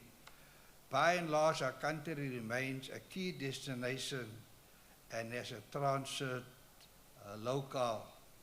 Our stakeholders should counter these traffickers by using different strategies, but also working with international organizations, as already mentioned. We've heard about the appeal by the Human Rights Commission and the public prosecutions that we need to monitor the airport screens, because now that we've reached a stage where we can identify victims, we need to use all the technology that's available. And even the task team office, we should use all the benefits of the Internet of Things like artificial intelligence to help us curb human trafficking. As a DSG, my ministry's main mission is to protect and even empower the most vulnerable amongst us. And it is the most vulnerable that are also the victims of human trafficking. We are intensifying our partnerships across government, law enforcement, the aviation sector, and civil society to strengthen the national response to human trafficking. Together as a governmental cluster, all of us should cooperate towards enhancing awareness campaigns at points of entry, such as this airport, training various persons in a variety of social services, and we've heard what many of our government departments are doing, training and more training, to an extent that, we are able, after we've been trained, to identify victims, and I think that is crucial. Supporting those who provide shelters for victims and offer rehabilitation services for survivors of trafficking since they were traumatized by their kidnappers. And here we may need more shelters for the boy child. there seems to be not one shelter that specifically in the Western Cape or Cape Town caters for the boy child that has been human trafficked. So that may be a challenge that we have to address. Referral systems between ports of entry and established social support network is important, and that's why, Deputy Minister, we must look at the Constitution and why are we not doing more for victims of human trafficking? Why is there no compensation? Why don't we have programs in place so that they don't remain human trafficking victims? But make no mistake, DSG is not only devising and implementing policies, they also devise ways and means to prevent such acts. Prevention is very important. If we have a limited budget, rather spend the budget on prevention because we need a whole of society approach. Colleagues and friends, be on the alert that all our airports of entry, be it at airports, seaports or elsewhere, our airport officials, custom agents, flight attendants, police officers and our border control staff, as well as the everyday traveller, should play their role to prevent and protect our communities. What I'm telling you is that our society should adopt a whole of society approach, one in which we all cooperate, work together, and we share information to prevent and to protect. So our families at home, our sporting clubs, our educational institutions should take preventive measures. Talk to your children, warn them about false job offers, internet scams and promises that sound too good to be true. So the Department of Social Development, we have a program called YOLA, You Only Live Once. And that is where we engage with young people to talk to them about all the challenges they face. But we have neglected to talk to them about human trafficking, and I want to address that with my department. We must arm our public at large, and particularly the youth, with information via social media platforms such as X and Facebook and all the others. Closing, let us remember the following, that trafficking is not just a crime, it is a violation of human rights and dignity of the individual trafficked. And we heard that well explained earlier on. And we are all aware that dignity is the cornerstone of our democracy and integral to our identity. Though this sounds unrelated, but several reports filtering through also indicates that those that don't respect the Universal Declaration of Human Rights and try and bring down the International Court of Justice, we need to be careful and make sure that if we are going to work together internationally, we have to respect the Universal Declaration of Human Rights, and we have to respect the International Court of Justice, because they ensure that there's international justice, but unfortunately we know that they also have their challenges. Apart from them, there have been others who've also taken advantage of South Africans' hospitality, and together we should stop this. We cannot afford rogue characters misusing our resources and facilities, and should therefore protect our borders to prevent trafficking. This country, South Africa, should not be a marketplace for the trafficking of humans in our country. We should show respect and ensure that their dignity is protected. So we say and repeat, not under our watch, not in our time. Thank you very much, and thank you very much for supporting this International Day.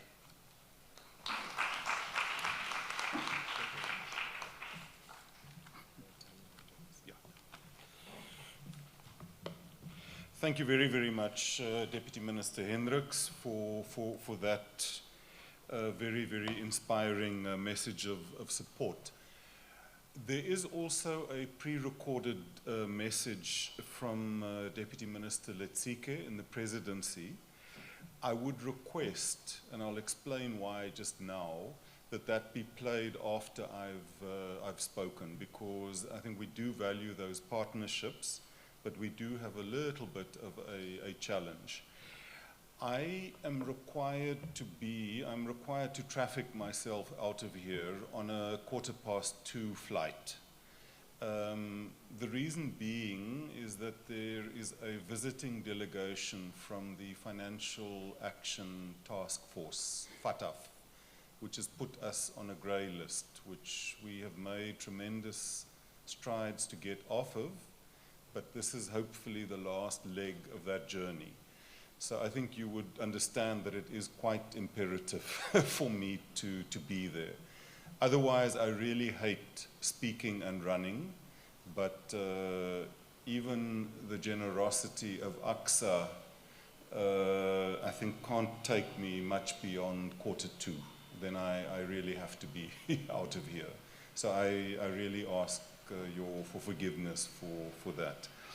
Maybe just to say, in the spirit of intergovernmental cooperation and good intergovernmental relations, to share knowledge with the Honourable Ms. Kaiser Philander, that all protocol observed is, as young people would say on social media, that's so yesterday. The new in thing is to say, I stand on the protocol established by the program director. So I am standing.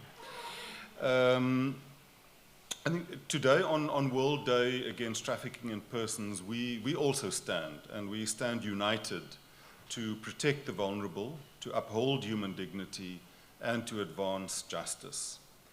As we gather here under the theme, Human Trafficking is Organised Crime, End the Exploitation, we reaffirm our collective will to prevent and combat trafficking in persons. In the 2024-25 year, through our collective efforts, a total of 234 identified victims of trafficking were rescued and assisted. These are 234 lives saved, and there are many, many more whose lives are affected by trafficking. Our ports of entry are critical sites of intervention in the fight against human trafficking. They're not just trafficking points, they're not just transit points, they are also our frontline defenses. Every document verified and every traveler interviewed is an opportunity to intercept trafficking operations and to help victims. Recent data from the United Nations Office on Drugs and Crime's Global Report on Trafficking in Persons for 2024 documents a 25% global increase in detected trafficking victims, with children accounting for 38%. Internationally, trafficking for forced labor and criminality is expanding, particularly affecting those displaced by economic hardship. According to the report, Africa is now a major source and destination region, with intracontinental trafficking also on the rise. Trafficking in persons is one of the most devastating violations of human rights and human dignity. It is also notoriously underreported. It takes many insidious forms, each involving exploitation through force, fraud, or coercion. It can be sex trafficking, labor trafficking, forms of child trafficking, forced labor, illegal adoption, organ trafficking, forced marriage, debt bondage, and forced criminality. It strips victims of their autonomy and human dignity. In South Africa, poverty, unemployment, inequality, limited opportunities, and gender-based violence and abuse make people particularly vulnerable. Criminals play on the vulnerabilities of those wanting to build a better life for themselves and their families. South Africa is regarded as a source, transit, and destination country for trafficking. As a source country, South Africans are trafficked domestically and internationally. As a transit country, traffickers use our borders to move victims from neighboring countries to other destinations.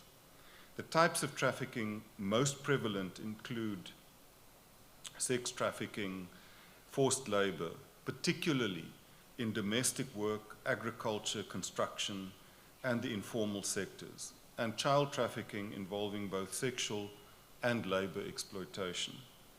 Our Constitution lays the foundation for our anti-trafficking efforts.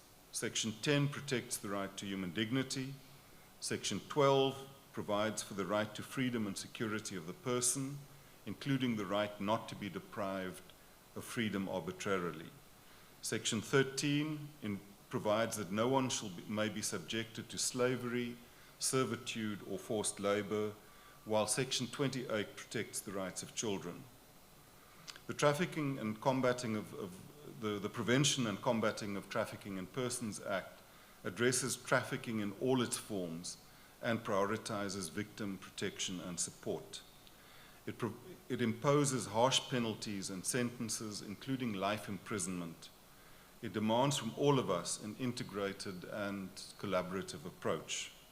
The National Intersectoral Committee on Trafficking in Persons convenes quarterly and comprises relevant government departments and civil society organizations. Provincial task teams and rapid response teams are operational in all 9 provinces, supporting localized anti-trafficking responses. Frontline personnel are trained using integrated standard operating procedures to ensure uniform victim identification and referrals. The Act embraces a victim-centered approach. Multidisciplinary victim support services comprising psychosocial, medical, legal, and shelter support are available. The Department of Social Development and the National Prosecuting Authorities to Tutuzela Care Centers and our civil society organizations play an invaluable role in victim support. Through a network of accredited shelters and designated safe houses, protection and accommodation is available to trafficking victims. Government, with the assistance of civil society and other stakeholders, is intensifying coordinated efforts to prevent and combat trafficking. These initiatives are bearing fruit, as South Africa was upgraded to Tier 2 in the 2024 U.S. Department of State's Trafficking in Persons report from being on the Tier 2 watch list previously. Some 32 new trafficking prosecutions involving 57 accused persons have been instituted during the current financial year. There are 67 ongoing trafficking cases involving 156 accused persons and 428 charges across various courts in South Africa. Our courts have shown that they will not hesitate to impose strong, heavy sentences for trafficking offences, as we saw recently in the Jocelyn Smith case, where the 3 accused all got life sentences. And we really, really want to commend the National Prosecuting Authority, and in particular those, as a former president would say, amongst us, who led that prosecution. In 11 cases, the accused persons were convicted of 146 trafficking in persons counts. In 10 cases, the accused were convicted of other offences as well. In 34 sentences of life imprisonment were imposed on 10 accused. Sentences of 20 years were imposed on a further 8 accused, and 2 accused persons received sentences of 10 years. This means that 20 convicted persons received long-term prison sentences of 10 years or more for trafficking in person convictions. The tragic case of Jocelyn Smith, a 6-year-old child trafficked from Saldanha Bay in 2024, remains a painful reminder that even someone close to a victim can be a potential trafficker. In May of 2025, the High Court convicted 3 perpetrators of trafficking in persons for the purpose of exploitation and kidnapping of Jocelyn. As we indicated, the accused ended up with life sentences. But that Jocelyn's case must galvanize our efforts to protect every child and every vulnerable person from falling prey to trafficking. Prevention through education and community empowerment is critical to curbing trafficking in persons. Government and civil society partners are implementing ongoing awareness campaigns in schools, communities, and transport hubs. Collaboration with traditional leaders, faith-based groups, and local media strengthens grassroots efforts to raise awareness of trafficking in our communities. The local task team for ports of entry and the accompanying policy framework promote coordination and foster a prevention-focused approach. It calls for heightened vigilance at our ports of entry because exploitation often thrives in the absence of awareness. The local task team office, which we launched today, means that stakeholders will have offices here at Cape Town International Airport to strengthen our anti-trafficking efforts. There's also a dedicated court at the Belleville Magistrates Court that will be able to focus on criminal proceedings in trafficking cases. We all have a role to play in ending trafficking. Every person in every community should be vigilant and report any suspicious conduct to the police. Look out for persons who make employment offers which seem too good to be true. Learn to identify possible victims of trafficking. They're often unable to speak any local language, or they seem to be coerced or controlled in their replies. They may appear to be trapped in their job or places that they stay. They may show signs of physical or emotional abuse. We need to teach our children to be careful of adults who try to befriend them, whether in person or online, and caregivers should monitor children's online behavior.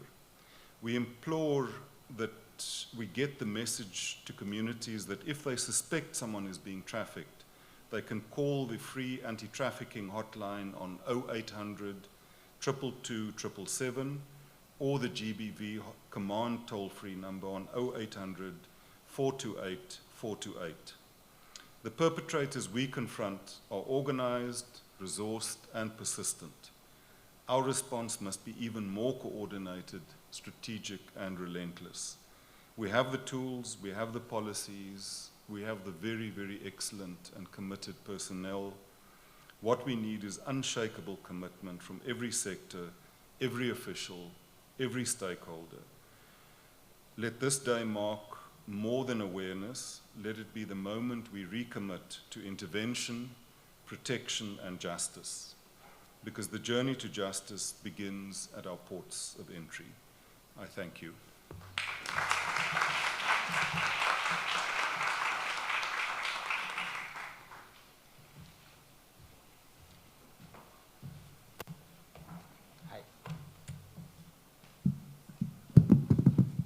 Deputy Minister, thank you very much for your input. And as you make your way to a very important meeting, FATF, so that we are released from grey listing as a country. We have received reports that we need to strengthen our prosecution system, deal with terror finance, ensure that we follow up on the issue of trusts and their registration in South Africa. So those are the two pertinent issues that the FATF team is looking at in South Africa. DM, I suppose that we would rely on you to launch the framework. I have it here with me.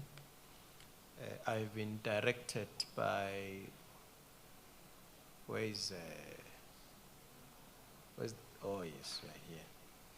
He must just hold it, eh? Okay.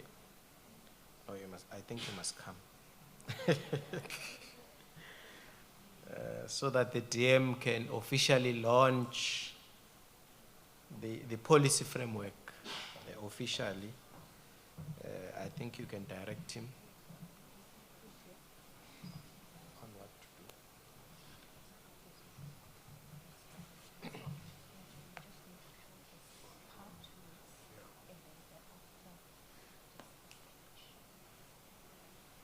So you want me to read just show it?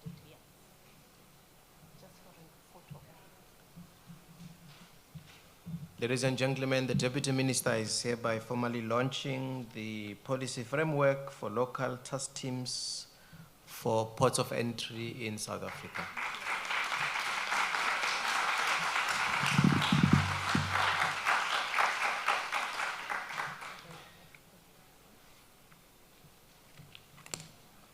Okay, yeah. Here we go. Thank you, Deputy Minister.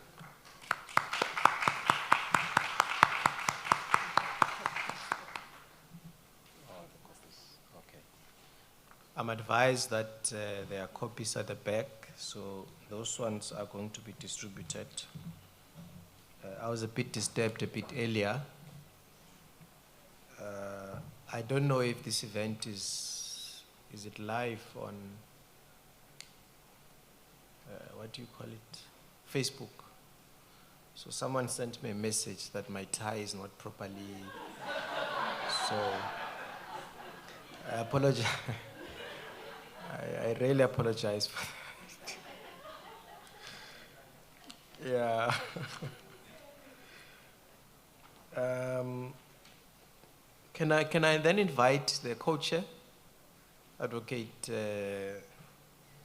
Kutsie, to, I think you can maybe take a seat here. Before that, I think we need to play the video, the recording of the Deputy Minister Letsike, who's the Deputy Minister for Women, Youth, and Persons with Disabilities. Can we play the video? Program Director, Deputy Minister of Justice and Constitutional Development, Honorable Nel, representative from government departments, law enforcement agencies, Chapter 9 institutions, and international organizations, members of civil society, faith-based organizations, traditional leaders, and survivor-led movements, fellow South Africans, and defenders of human dignity. It is both an honor and solemn responsibility to bring you this message of support on behalf of Department of Women, Youth, and Persons with Disabilities. We gather here today not merely to mark a day in the international calendar, but to respond to a global and local crisis that transcends borders and reaches into our communities, our families, and institutions. In framing the human trafficking, we must call this scourge by its true name, modern-day slavery. Trafficking in persons is not an abstraction. It is a problem of elsewhere. It is the systematic commodification of human life for profit. It is the violence stripping away of freedom, bodily autonomy, and identity. It is a violation of every right enshrined in our Constitution, the Bill of Rights, and the Universal Declaration of Human Rights. According to the 2024 Global Report on Trafficking in Persons by the United Nations Office on Drugs and Crime, more than 200,000 victims were officially detected worldwide between 2020 and 2023, a number that only begins to scratch the surface of unreported reality. Women and girls continue to represent the majority of detected victims, with trafficking for sexual exploitation being the most prevalent form. However, the recent years have seen a disturbing rise in form of criminality and cyber exploitation, particularly targeting youth through digital platforms. The crime is not only escalating in scale, it is becoming more sophisticated, more violent, and more coordinated. South Africa, like many nations, occupies a complex and painful position in the globe web. we are a source country where vulnerable South Africans are often unemployed, marginalized by race, class, gender identity, and disability, are trafficked abroad under the false promise of work or education. And we are also destination country where foreign nations are brought into our borders and forced into labor, sexual exploitation, or domestic servitude. The 2024 U.S. Trafficking in Persons report of South Africa underscores this duality. It points to the persistent gaps in our national coordination, weak victim referral system, and the urgent need to strengthen identification protocol at key transit points like airport, border points, and refugee centers. We have seen this reality firsthand in March 2025 when 23 South Africans were repatriated from Myanmar, where they have been trafficked into cybercrime, cyber scam syndicates operating in the shadows of our globalized digital economy. These are not isolated incidents. They are embodied into international criminal enterprise that views human life as a tradable commodity, and our urgent obligation to dismantle the conditions that make this exploitation possible. It will therefore be a grave mistake to view trafficking only through a criminal justice lens. It is not enough to investigate and prosecute after the fact. Trafficking flourishes in the presence of systematic inequality, exclusion, and neglect. It feeds on youth unemployment, gender-based violence, discrimination, xenophobia, and economic desperation. It is a crime enabled by silence, by policy inaction, but also complicity, by the cultural normalization of gender oppression, by the myth that masks exploitation of tradition. In this regard, we must speak honestly about the practices such as ukutwala, which persist in our communities under this disguise of cultural legitimacy. This practice involves the abduction and forced marriages of young girls. It is not a cultural relic, but a direct violation of bodily autonomy, consent, and the rights of a child. It is, by all accounts, akin to trafficking. If we are to build a just and inclusive society, we must have the courage to challenge and transform cultural system that enables harm under the cloak of heritage. As a Department of Women, Youth, and Persons with Disabilities, we do not claim to have all the answers, but we do have the mandate to advocate, to coordinate, and to disrupt. Our approach is anchored in the understanding that trafficking is a gendered, generational, and intersectional crime.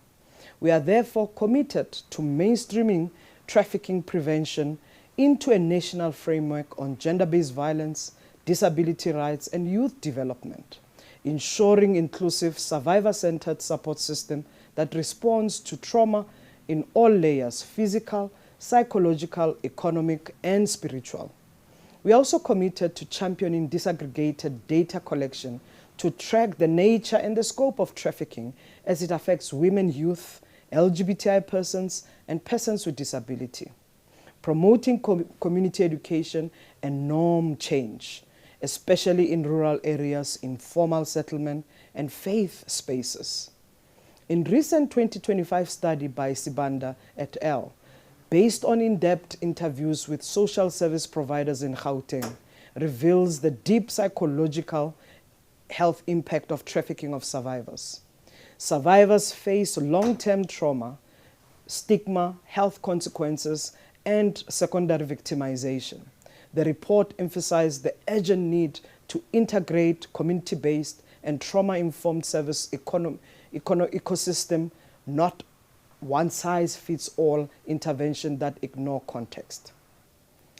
Moreover, the UNODC's Africa Regional Report highlights that trafficking across the continent is largely domestic, with children trafficked for forced labor, especially in agriculture, construction, and informal economies.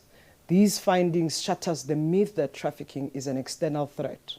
It is deeply internal and deeply rooted in structural injustice. Colleagues, there is a power in place. There is a symbolism in gathering today at Cape Town International Airport, which is one of the busiest gateways into and outside of our country.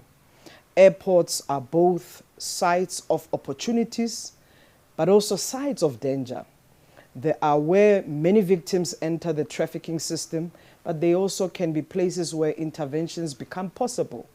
This is why today's intersectional outreach bring together South African Police Service, Border Management Agency, Home Affairs, National Prosecuting Authority, Social Development, labor inspectors, and civil society is so vital. It is a signal of our collective intent to turn sites of transit into sites of protection. In closing, I wish to be unequivocal. Human trafficking is not inevitable.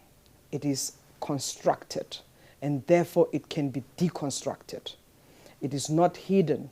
It is often visible, simply ignored. It is not neutral. It affects and disproportionately harms the already oppressed. We must act with radical, honest, and unshakable conviction.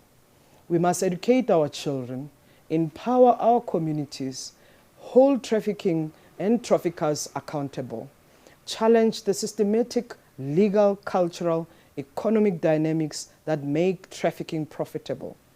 Let us no longer tolerate a society where a young girl is taken from her home and forced into marriage.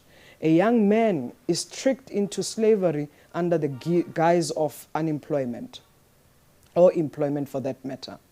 A disabled person is used for forged begging or ritual exploitation. A queer person is displaced from their family and exploited for their body. I stand to remind all of us today that freedom is not absence of chains, it is the presence of dignity. Our gathering today signifies our recommitment to ensuring that no human being in our land shall be sold, hidden, or forgotten, as we affirm the human lives are not for sale at our borders, in our homes, in our markets, or in our minds. I encourage all of us to be resourced by the words of Zainab Hawa, who is a former UN Special Representative on Sexual Violence in Conflict, when they said, and I quote, "We have to act now. Every day we wait, another child is sold, another woman is raped, another person is stripped of their dignity," close quote. We have a responsibility, and when we work together, we can achieve it. Thank you so much.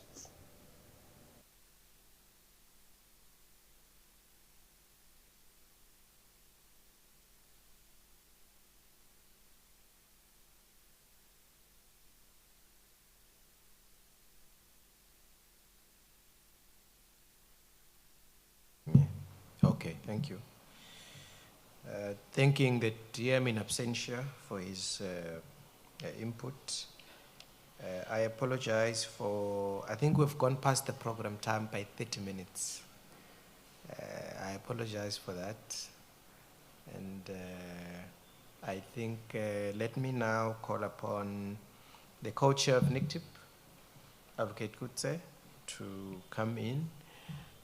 I was advised as an announcement that the dignitaries who were in the holding room,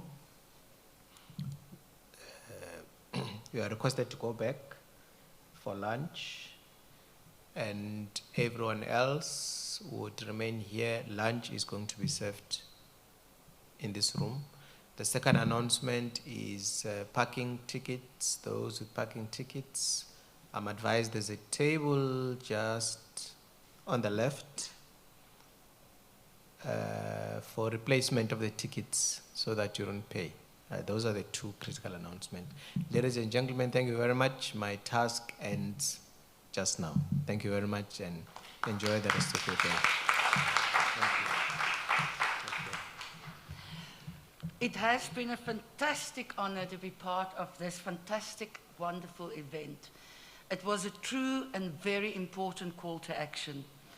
And this event and this particular call to action, of course, highlights and emphasizes the level of commitment and dedication from both the public as well as the private sector to prevent and combat this hidden and vile crime, a crime driven by organized crime that feeds on inequality, instability, and poverty, a crime that profits from people's hopes and despair and rob the vulnerable of their fundamental human rights, a crime that targets children and young people, migrants and refugees, and any other vulnerability for the mere fact to profit from forced labor, sexual exploitation, and coercion into criminal activities, such as online economic and romance scams and drug trafficking, often as drug mules. It is also a crime that knows no borders, and therefore the establishment of our local task team for the port of entry at the Cape Town International Airport is noted with much gratitude. The local task team for POE shall enhance border security by promoting the use of intelligence and information sharing to identify and address threats and high-risk individual and goods proactively to effectively prevent and combat transnational crime, ensuring a safe and efficient border environment. A sincere vote of thanks for the excellent collaboration between civil society and government that has led to successes in the past year, where many victims were freed from horrendous situations of exploitation, internationally as well as locally.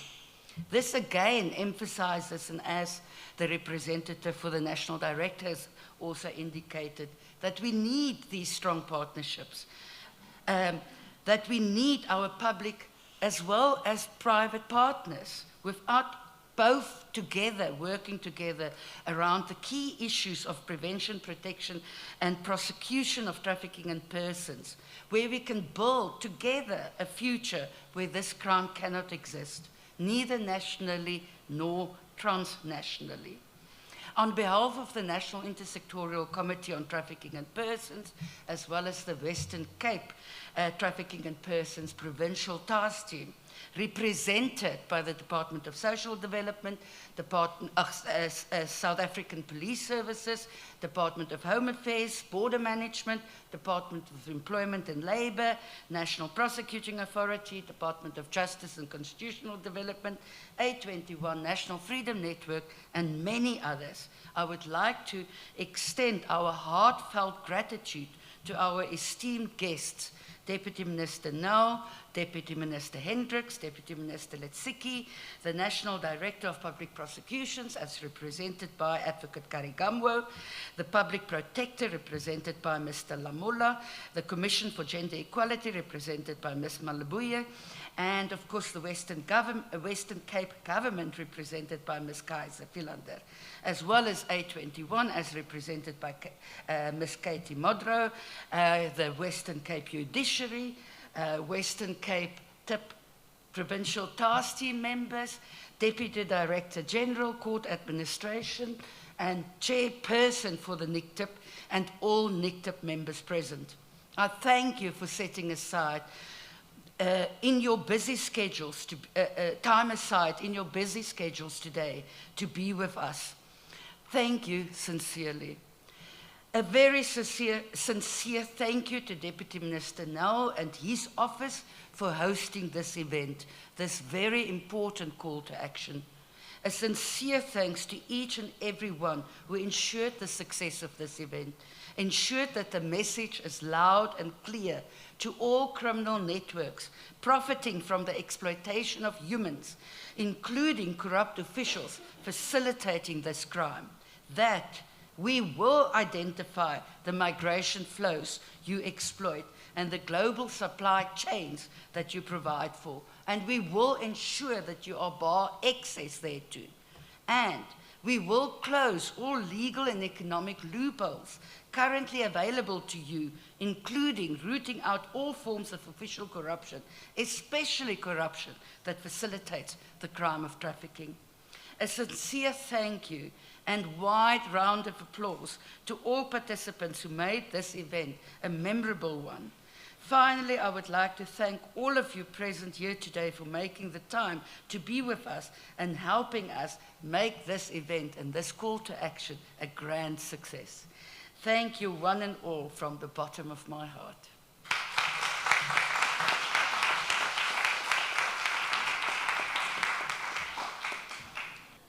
To our interpreters, very excellent work today. Without you, the courts don't function, everything collapses, trials get postponed. So we really appreciate your presence today. Thank you.